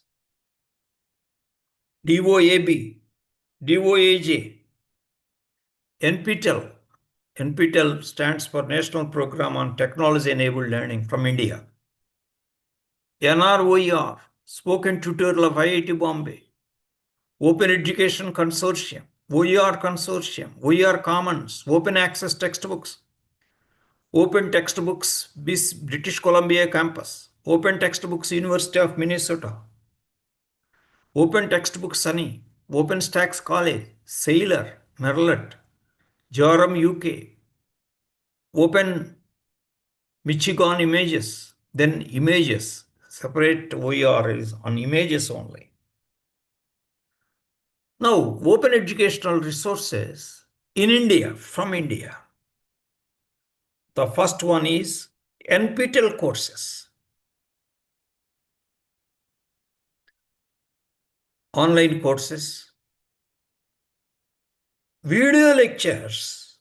These NPTEL courses include video lectures for different courses by professors from IITs and IIC Bangalore. Then lecture notes for different courses. These video lectures and lecture notes can be used by the teacher appropriately in the related courses. NPTEL stands for National Program on Technology-Enabled Learning.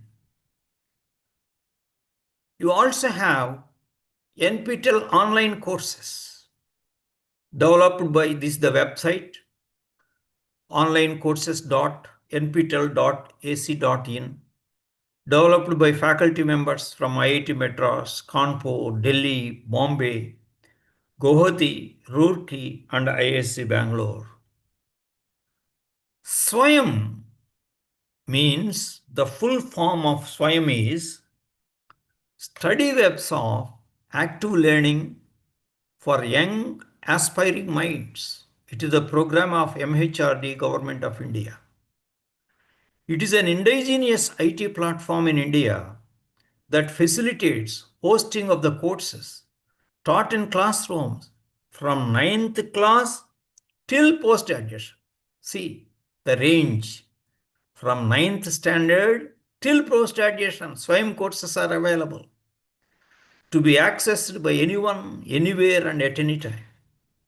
All the courses are interactive, prepared by the best teachers in the country, and are available free cost to the residents of India. These NPTEL courses are available free of cost to the residents of India, not for others. Others have to pay some fees, maybe nominal fees. More than 1,000 specially chosen faculty and teachers across the country have participated in preparing these Swayam courses. The courses hosted on Swayam are in 4 quadrants. Very important points, sir. The first quadrant, you have video lecture for your course, a series of video lectures. In the second quadrant, you have specially prepared reading material that can be downloaded and printed. In the third quadrant, self-assessment tests and quizzes.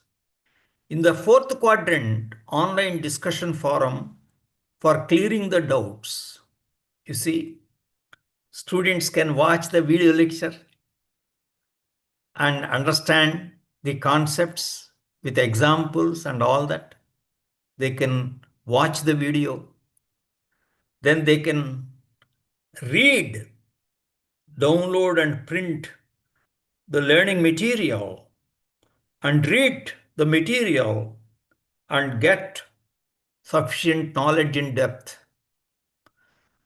After watching the video, after going through the reading material, they can appear for the self-assessment test, the third quadrant. If they have done well, that is fine. Otherwise, they can watch the video again, they can read the material again, it is available with them, then appear for the test again till they do it successfully. Then the fourth feature is an online discussion forum for clearing the doubts. This is very important. Online discussion forum for clearing the doubts. So any student, any participant who registered for these SWAYAM courses has a question. He can put in the online discussion forum his question. Suppose 1,000 students have registered for the course. So 999 students see the question. Some of them will answer. Based on the answers, again further questions will be developed. Again answers. Some questions may not be answered by any student, any participant. Then the teacher will answer.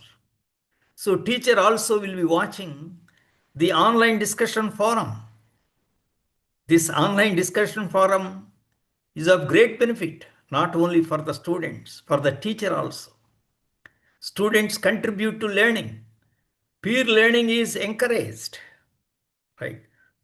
So even if you consider any learning management system like Moodle, it also has the 4 quadrants model as an online course. Then you also have Swayamprabha, another OER, Open Educational Sources of Open Educational Resource. Swayamprabha is a group of 32 DT channels devoted to telecasting of high quality educational programs on 24/7 basis using GSAT 15 satellite. I have given here the website of Swayamprabha, swayamprabha.gov.in /index.php/home. The home page gives us the list of channels among which we can choose the channels related to our subject, our course. For example, channels 1 to 10, video lectures developed by Consortium of Educational Commission, CEC of UGC for some subjects. Channels 11 to 18 and 30, video lectures developed by NPTEL for some courses. Channel 29, video lectures developed by Quality Enhancement in Engineering Education of IIT Madras. Channels 23 to 26, video lectures developed by IGNO for some subjects. Channels 19 to 22, video lectures developed by IIT Paul. IIT Paul means IIT Professors Assisted Learning in Maths, Physics, Chemistry and Biology for 11th class and 12th class students, right? They are of great use, these video lectures for 11th class and 12th class students, freely available by the best teachers in the country. Channels 27 to 28, video lectures developed by National Institute of Open Schooling. Channel 31, video lectures developed by NCERT. Channel 32, video lectures developed by IGNO or NIOS. Examples of, now I am going to give you examples of free and open source softwares.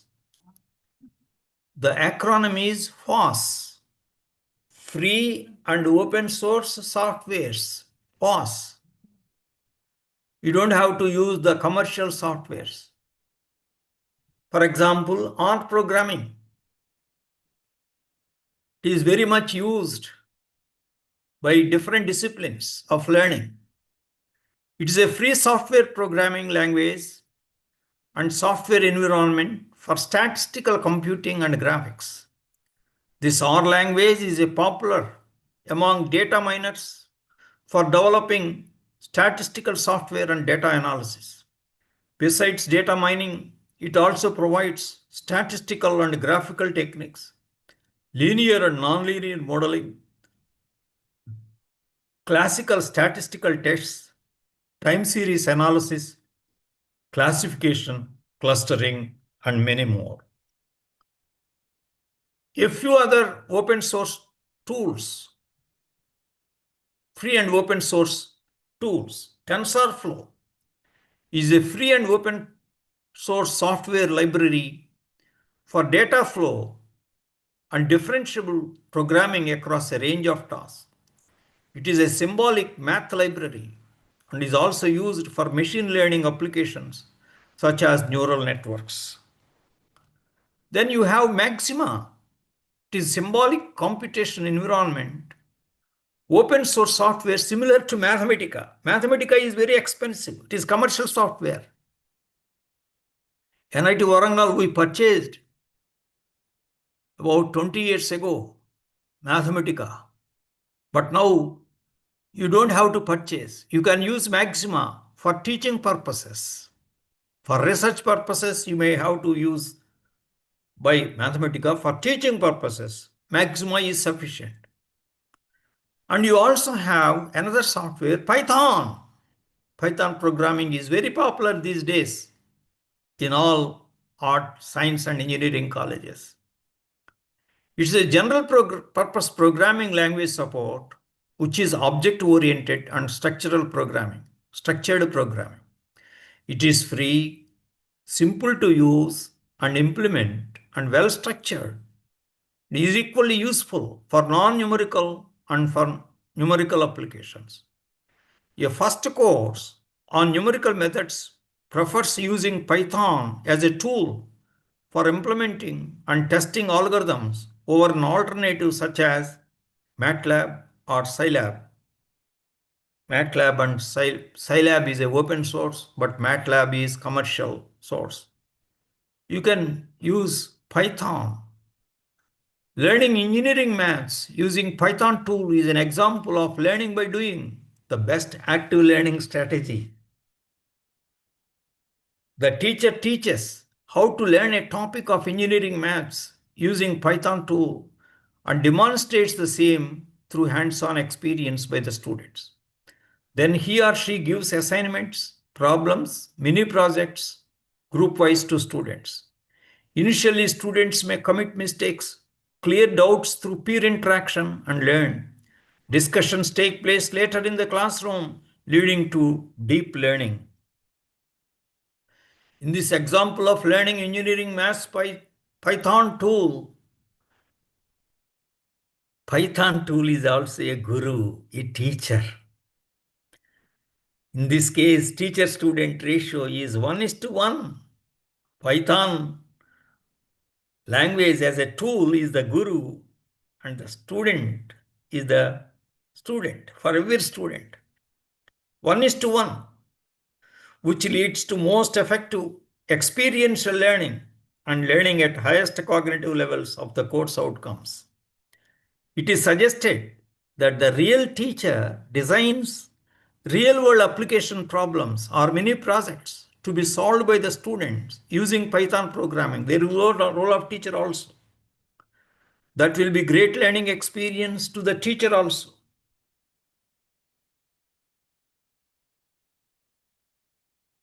Use of free and open source software in geotech. Adonis, a free finite element program for geotechnical engineers.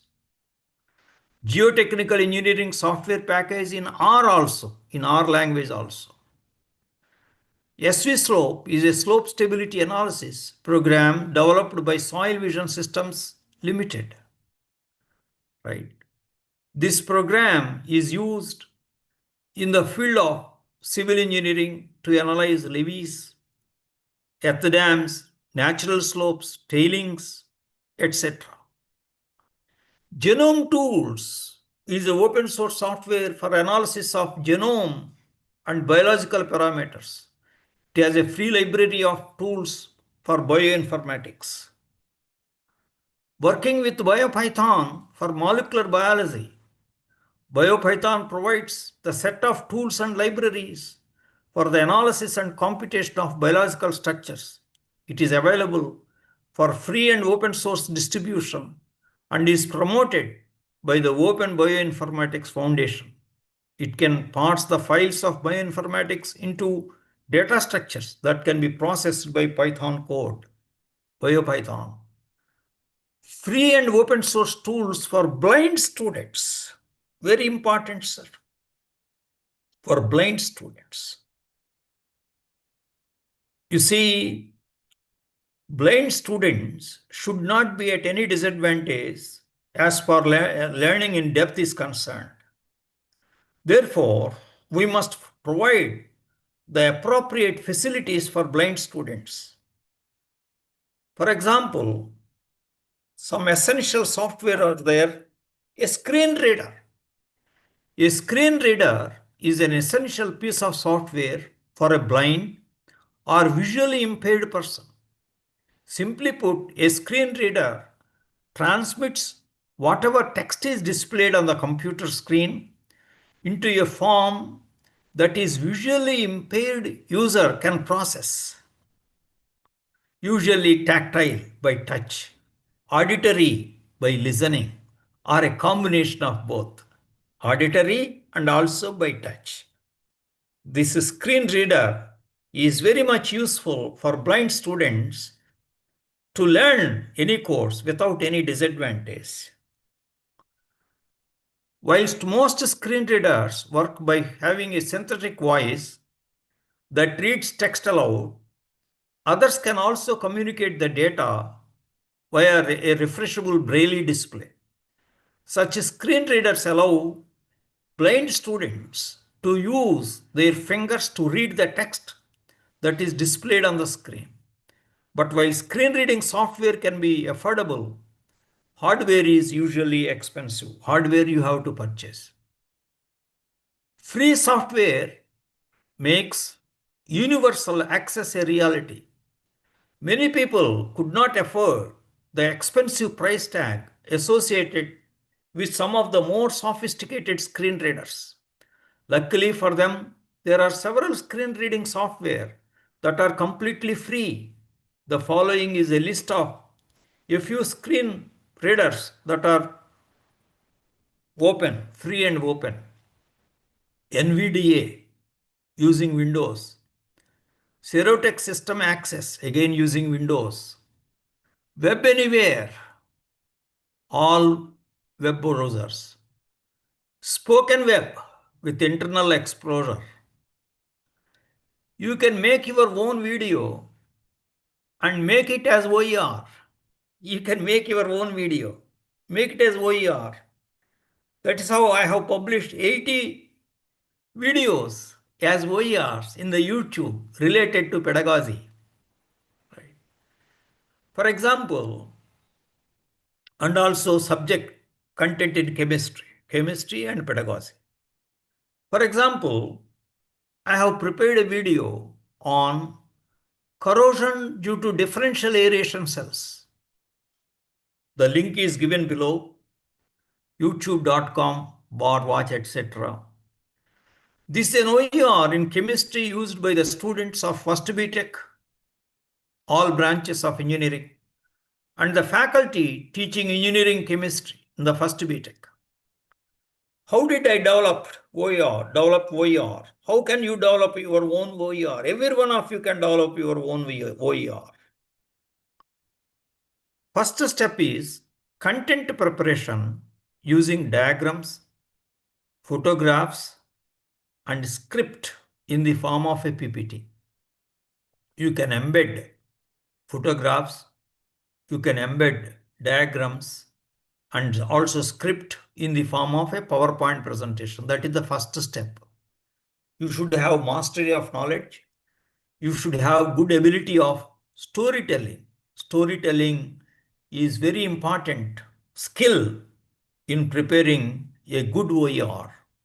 You should always target the audience. Who are your audience? What is their prerequisite knowledge?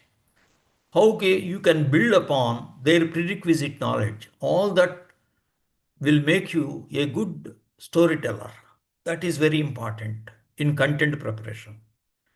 Then second step is use screen-o-matic tool. Now it is called ScreenPal.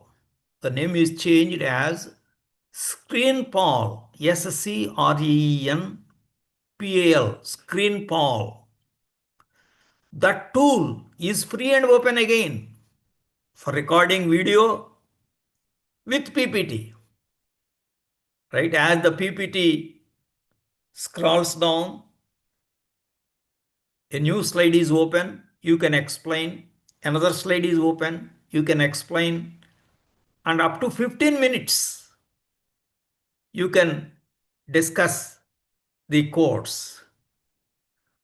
Suppose if you want to have 1 hour video, you can split into 4 parts, 15 minutes.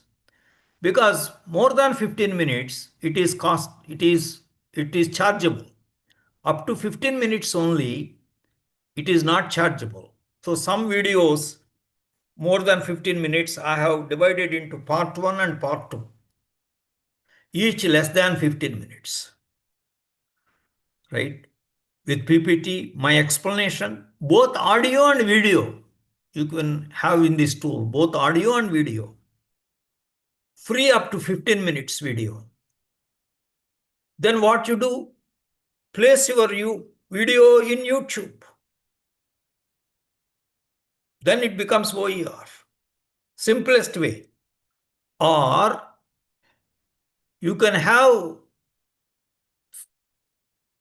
Creative Commons licensing for your video, non-commercial share alike, non-commercial purposes, or general purpose, whatever you feel like, which I shall discuss subsequently in my lecture. The easiest thing is put in YouTube. So your OER is available for anybody, anywhere, anytime. Only thing is the smartphone facility must be available with the learner. That's all.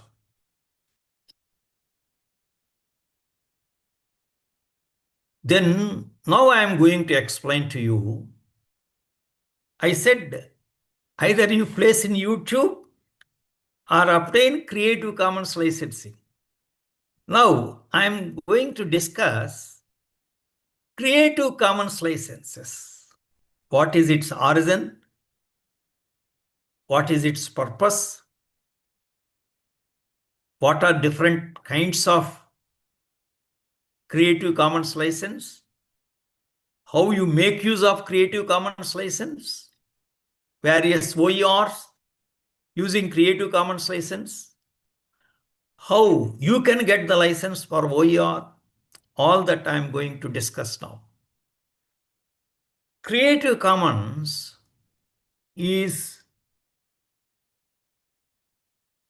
a non-profit organization that helps overcome legal obstacles to the sharing of knowledge and creativity to address the world's pressing challenges. The gap between the rich and poor countries in the world is reduced. So, Creative Commons license is a free license to promote OER. It is not copyright. Copyright is another license for the textbook. Somebody, if he wants to have the textbook, he has to purchase it, has to pay the price. Whereas Creative Commons license will give as a open licensing, copyleft, it helps overcome legal obstacles to the sharing of knowledge and creativity to address the world's pressing challenges. The organization provides Creative Commons licenses and public domain tools that give every person and organization in the world a free, simple, and standardized way to grant free, simple, and standardized way to grant copyright permissions for creative and academic works to ensure proper attribution. Attribution is acknowledgement. The creator of OER has to be given a acknowledgement because he has developed the OER, and allow others to copy, distribute, make use of those works. Right? So otherwise what happens? You develop OER, somebody else may steal that OER by some means, copy your OER, and get license under copyright.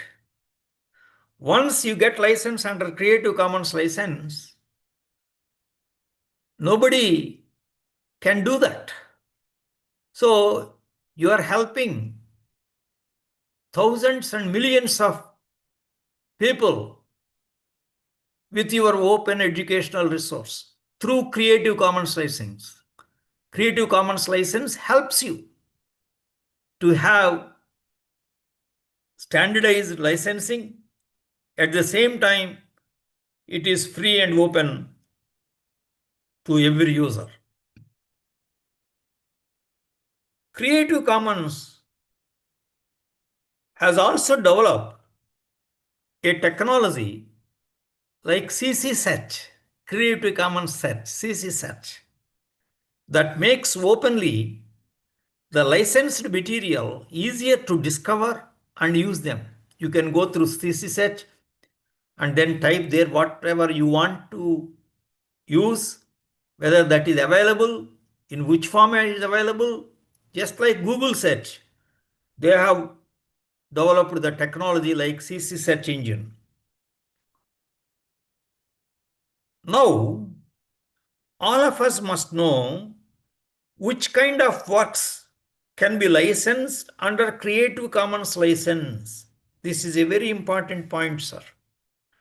Which kind of works can be licensed under Creative Commons license? Blog posts, you can license under Creative Commons license. Photos, pictures, images, drawings, artworks, literary articles, scientific articles, open educational content, videos, audios, all these, which cannot be licensed under Creative Commons license. Patents, you cannot license under Creative Commons license. You have to get them under Patent Act only. Trademarks, again under Patent Act. Industrial designs, again under Patent Act. Software, copyright, right? So these four kinds of works cannot be licensed under Creative Commons license. Then you may ask me a question. On one hand, you mentioned about free and open source software, and you say now software cannot be licensed under Creative Commons license. Yes, but there are other ways of getting license for software. That is what is called GNU General Public License version 3. That gives you licensing for the free and open source software. This is the latest version of GNU GPL, a free software license and a copyleft license. This is recommended for most software packages, free and open source software packages. So what is the difference between Creative Commons license and copyright license? Let us find out. Creative Commons license, free and open to all, whereas copyright rights only to the creator. By publishing a book under Copyright Act, one can earn a lot of money. But its use is limited. Only those who can purchase that book will make use of it.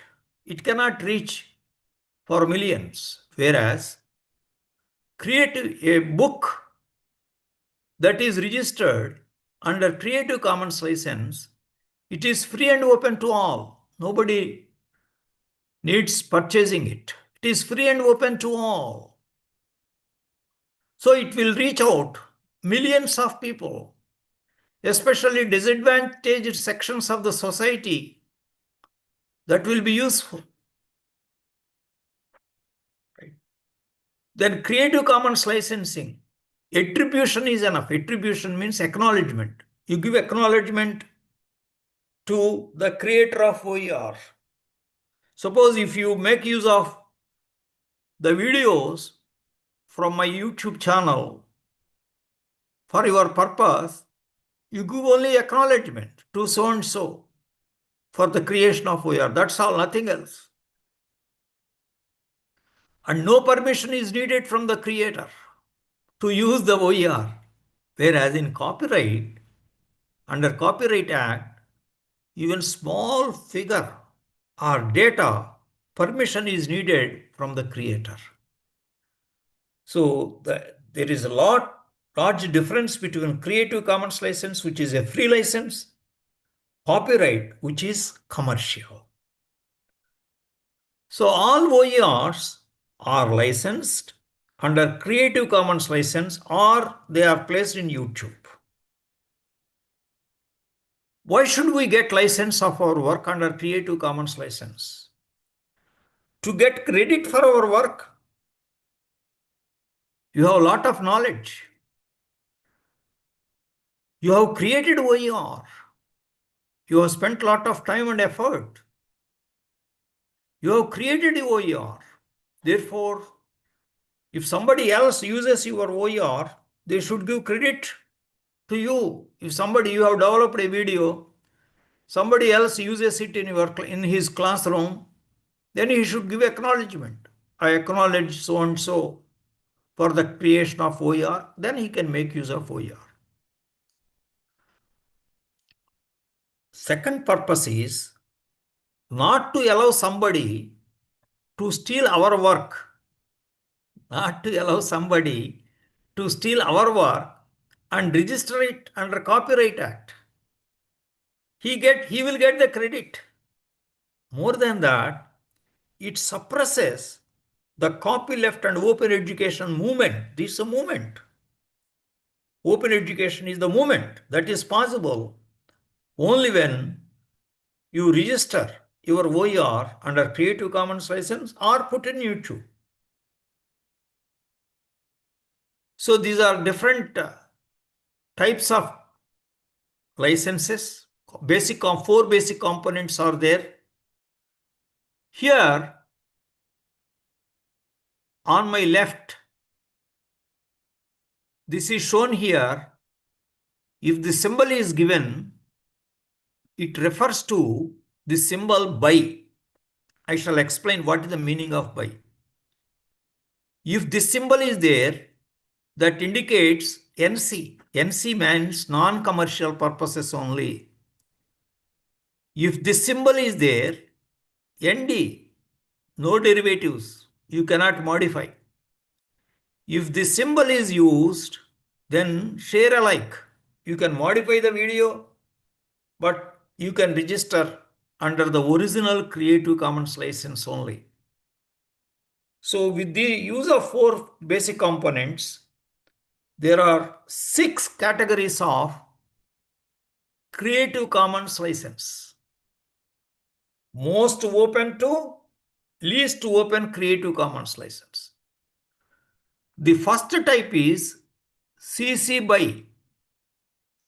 The first one is CC BY. This is the most open license. If CC BY is mentioned, under the article or under the video or under the PPT, CC BY, suppose it is mentioned, then only thing is you have to give attribution, that's all. You can reuse it, redistribute it, remix it, repurpose it, even commercially. Only thing is give appropriate credit. Even commercially also you can use it. You can reuse, distribute, remix, repurpose, even commercially. Only thing is you give acknowledgement, that's all. This is the most open. Then second category is CC by SA. CC by SA. Here SA is added. All other things are same as CC by SA means if you have created, you have used the video, you have added some more, you have deleted something, you have made a new video, you have to get license for new video under the original license only. That is the meaning of CC by SA, share alike. Then CC by ND. ND, that means you cannot modify the video. You cannot modify the article. You cannot modify the PPT. ND means no derivatives. Cannot modify. If that CC by ND is there written beneath the video or beneath the article, you cannot modify. That is the terms and conditions. But you can use it for commercial purposes also. You can modify the material also. But you should not modify the material. You can use it for commercial purposes also. Then fourth category, CC by NC. CC by NC means non-commercial purposes only. Non-commercial purposes only, once NC. CC by is common here. Reuse, distribute, but non-commercial purposes only in your classroom setting. Then fifth one, CC by NCSA. Non-commercial and reuse, distribute non-commercially under the same license. Even if you mix, remix, do anything, under the same license, original license only. Then sixth one, CC by NC, ND, non-commercial and not to modify the material. Give appropriate credit. This is the least open. Once again, let us see. CC by most open, CC by SA, CC by ND, CC by NC non-commercial only, CC by NCSA, CC by NCND least open. These CC by NCND, CC by NCSA like that, it will be mentioned beneath the article, beneath the video. If you go through Wikipedia, for any article, it will be mentioned beneath that. CC by 4.0 version or CC by NC 4.0 version. Like that, it will be mentioned. CC by SA 4.0 version. Like that, it will be mentioned beneath the article. So accordingly, by the understanding of these 6 different types of licenses, you can appropriately make use of the OER. If it is CC by NC mentioned, only non-commercial purposes.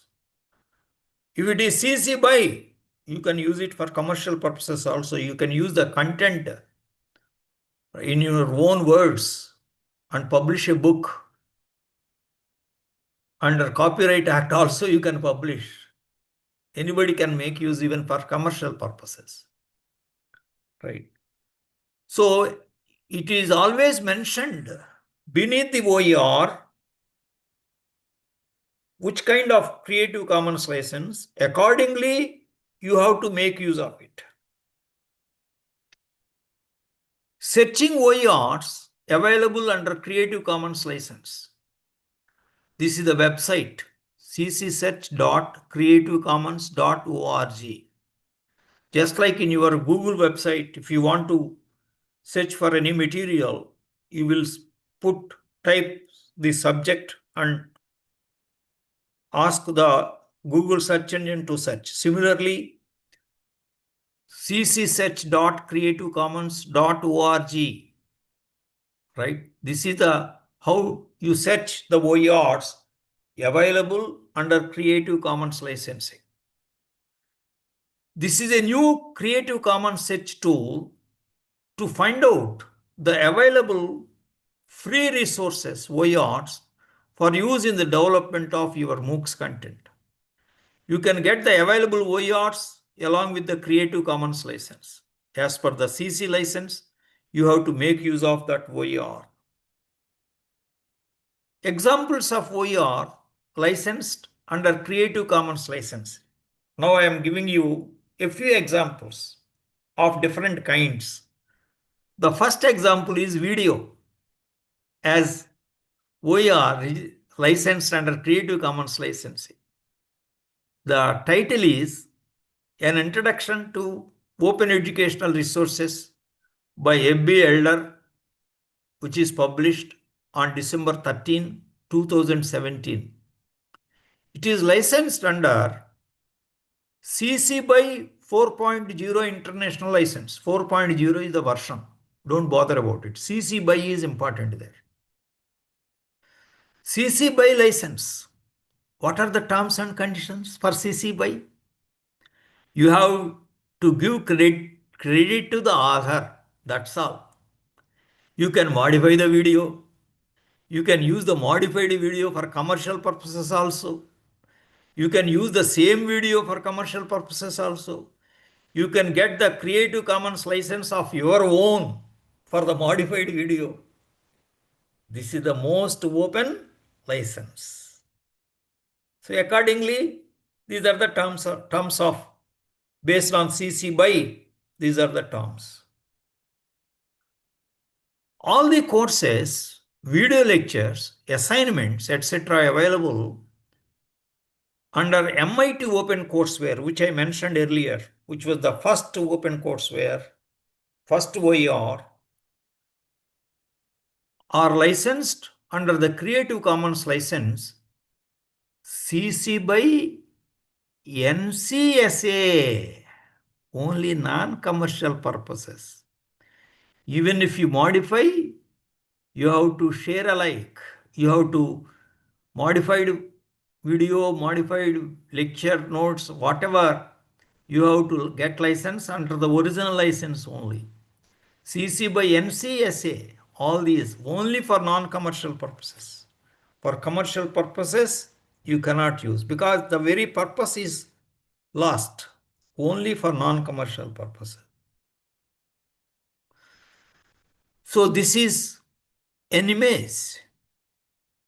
Open educational resources. The education ecosystem comes to life by open courseware. This is the image licensed under CC by SA. This is also under CC by SA, but not NC is not there. Even for commercial purposes also, you can use this image.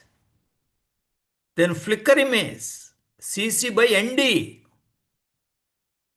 You can use for commercial purposes also, but ND, no derivatives. You cannot modify this image. Then Xerophyte plant image by Flickr, CC by NCND.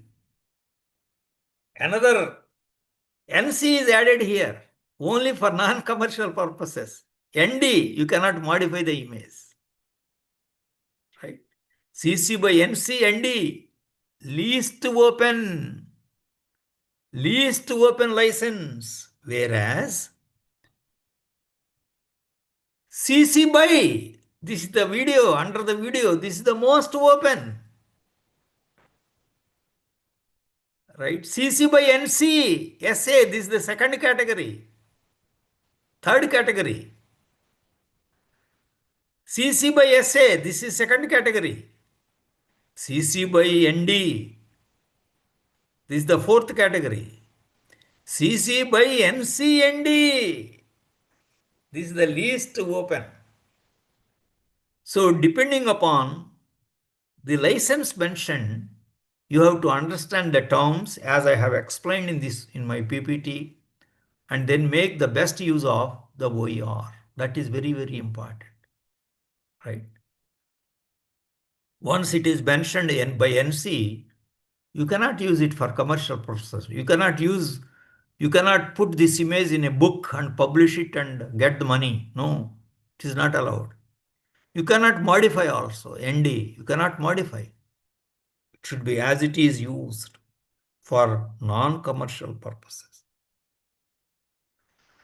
Example of article licensed under Creative Commons licensing. Improving presentation style, published by the Teaching Center, University of Washington in St. Louis. This is the reference also I have given here. It is licensed under CC, NC, ND, non-commercial, no derive. It's an excellent article. Improving presentation style. Please go through this reference and get the article downloaded, print it, retain it. Right? That is very useful article. I have gone through the article. I have the copy of my own. Important notes. Giving attributions appropriately when we make use of any OER is mandatory, is compulsory. We must give credit by duly acknowledging the author. We must strictly follow the terms and conditions of different kinds of CC licenses. Many OERs are kept in the public domain without any licensing. For example, YouTube, general articles, open access general articles, etc. There may be useful OERs in this category also, which can be made use of in the development of MOOCs by duly acknowledging the creator of that OER. Licensing the OERs developed by us under Creative Commons licensing. Develop interesting and useful OER, totally original, or by mixing some of the available OERs under CC by license, preferably to your original work, so that you can reach out masses, large number of people. Then make sure that your work is copyrightable. Make sure that you have the rights of the work. Make sure how Creative Commons license operate. Be specific what you are licensing. Make sure that your institution allows you to license your work under Creative Commons license. You have to get permission from your institute. Now select your license. This website will guide you to select your license and ultimately obtain the license you sought for. MOOCs courses, OERs, Creative Commons license. Any MOOCs course is developed in 4 quadrants model. For example, SWAYAM courses, video lecture, text matter, printed material, downloadable, self-assessment questions, discussion forum.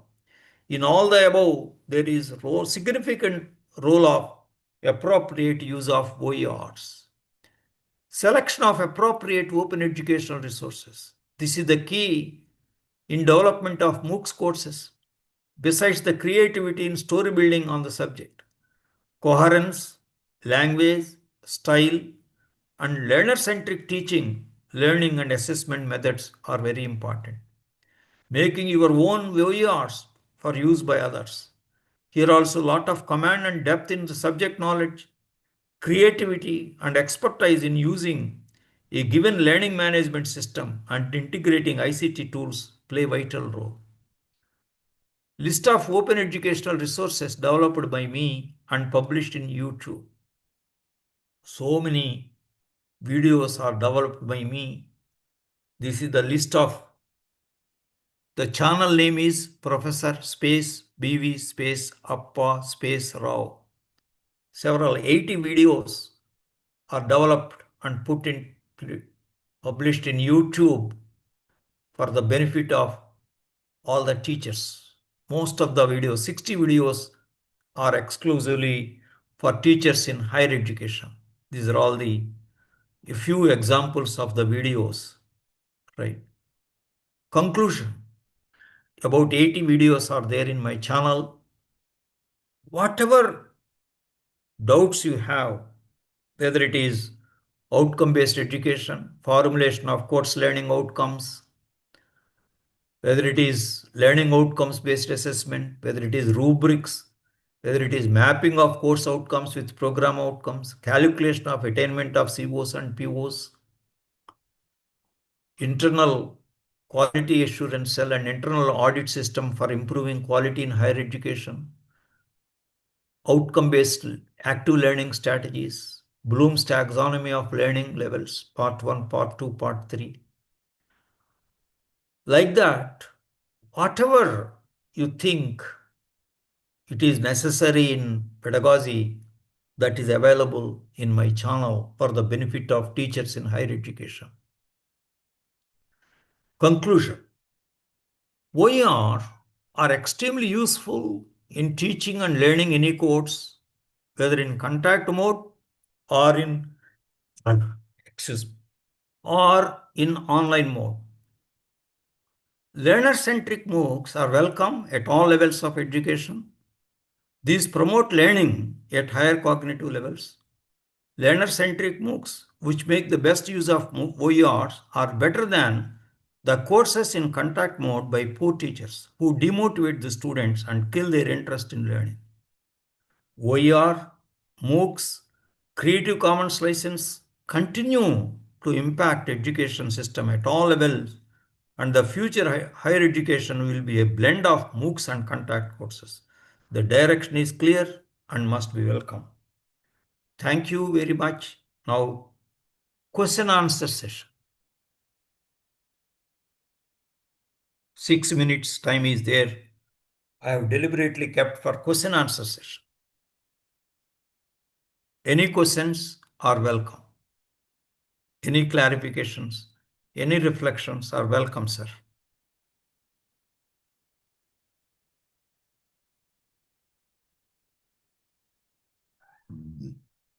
UGC has made it mandatory to keep the question answer session.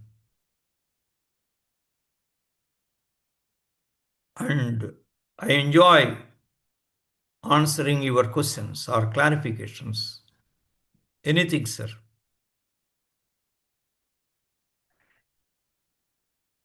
Make the best use of OERs in your classroom teaching. Make your own OER. That is the best way. Make your own video. Make your own animated PPT. Make your own lecture notes, which can be downloaded and printed. In doing so, make the best use of OERs available.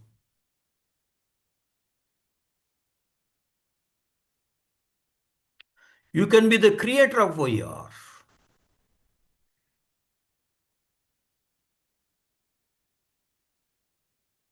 You can reach out to several students. You can join the Swayam movement by using your depth of knowledge and creative way of storytelling. You can develop the MOOCs courses and apply for Swayam. First, you have to send the script and a sample video. There will be a committee. Committee will go through. Then if they are satisfied, they will ask you to write for one chapter. the script, videos, self-assessment quiz, online discussion forum, everything. Then if they are satisfied, they will ask you to come for an oral interview to Delhi. The committee will be having confidence, trust on you that you can develop a good SWAYAM course. Then they will spend all the money for your videos, everything, for the reading material, for everything. They will spend money. Besides that, they will give you honorarium of 4 to 5 lakhs for each SWAYAM course. More than that, your SWAYAM course, hundreds of students will register for your SWAYAM course. So you are getting the social recognition. Not only 60 or 80 students of your class, hundreds of students, and over a time, you will have thousands of students who will be remembering you. Therefore, you join the movement of open educational resources. You be a part of it. Not only by using OER, you can be a part of it. By making your own OER, you can also play much bigger role. That is the purpose of my lecture, sir. My lecture has two purposes. One purpose is to motivate you to make your classes very interesting, challenging, your assessment challenging, with lots of active learning strategies, assignment questions, application problems, case studies. You can make it very interesting by using OERs available. You search for OERs available in your course. Have a bank of resources in the form of active learning strategies, in the form of lecture notes, etc. Then after teaching the course for about 5 years, you can develop a SWAYAM course by yourself. You can create your own videos on the subject content and get, that's how you can make use of OERs, have the mastery of knowledge, skills, and teaching skills, pedagogical skills. Secondly, you can join the movement by creating OER, by creating online courses, by creating MOOCs. You can serve the student community and the fellow teaching community in a very big way by creating your own OERs. That is the purpose of my lecture. For questions, because you are not asking questions, I am going on lecturing.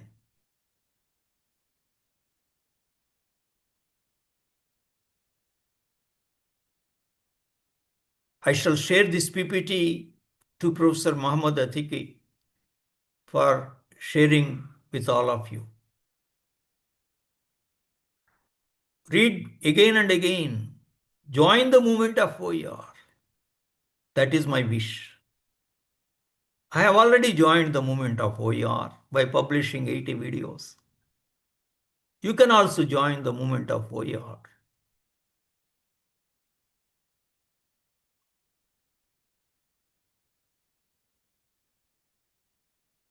Any questions, please?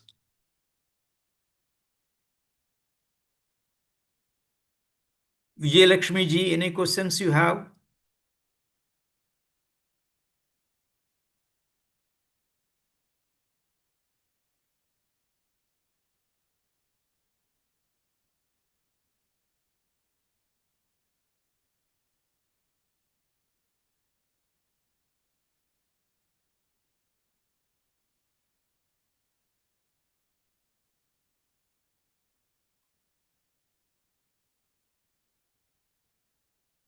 If you do not have any questions, I request the organizers to conclude the session.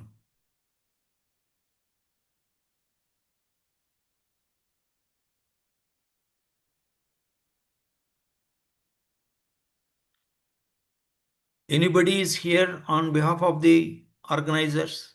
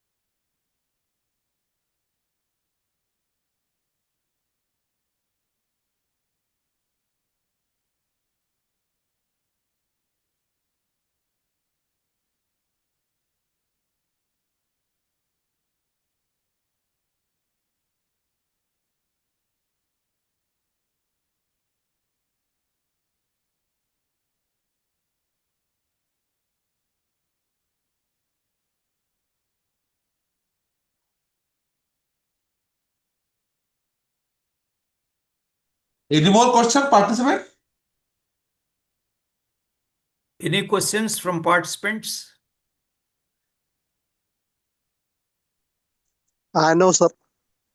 Yeah, then I request the organizers to kindly conclude the session. Okay, sir. Yeah.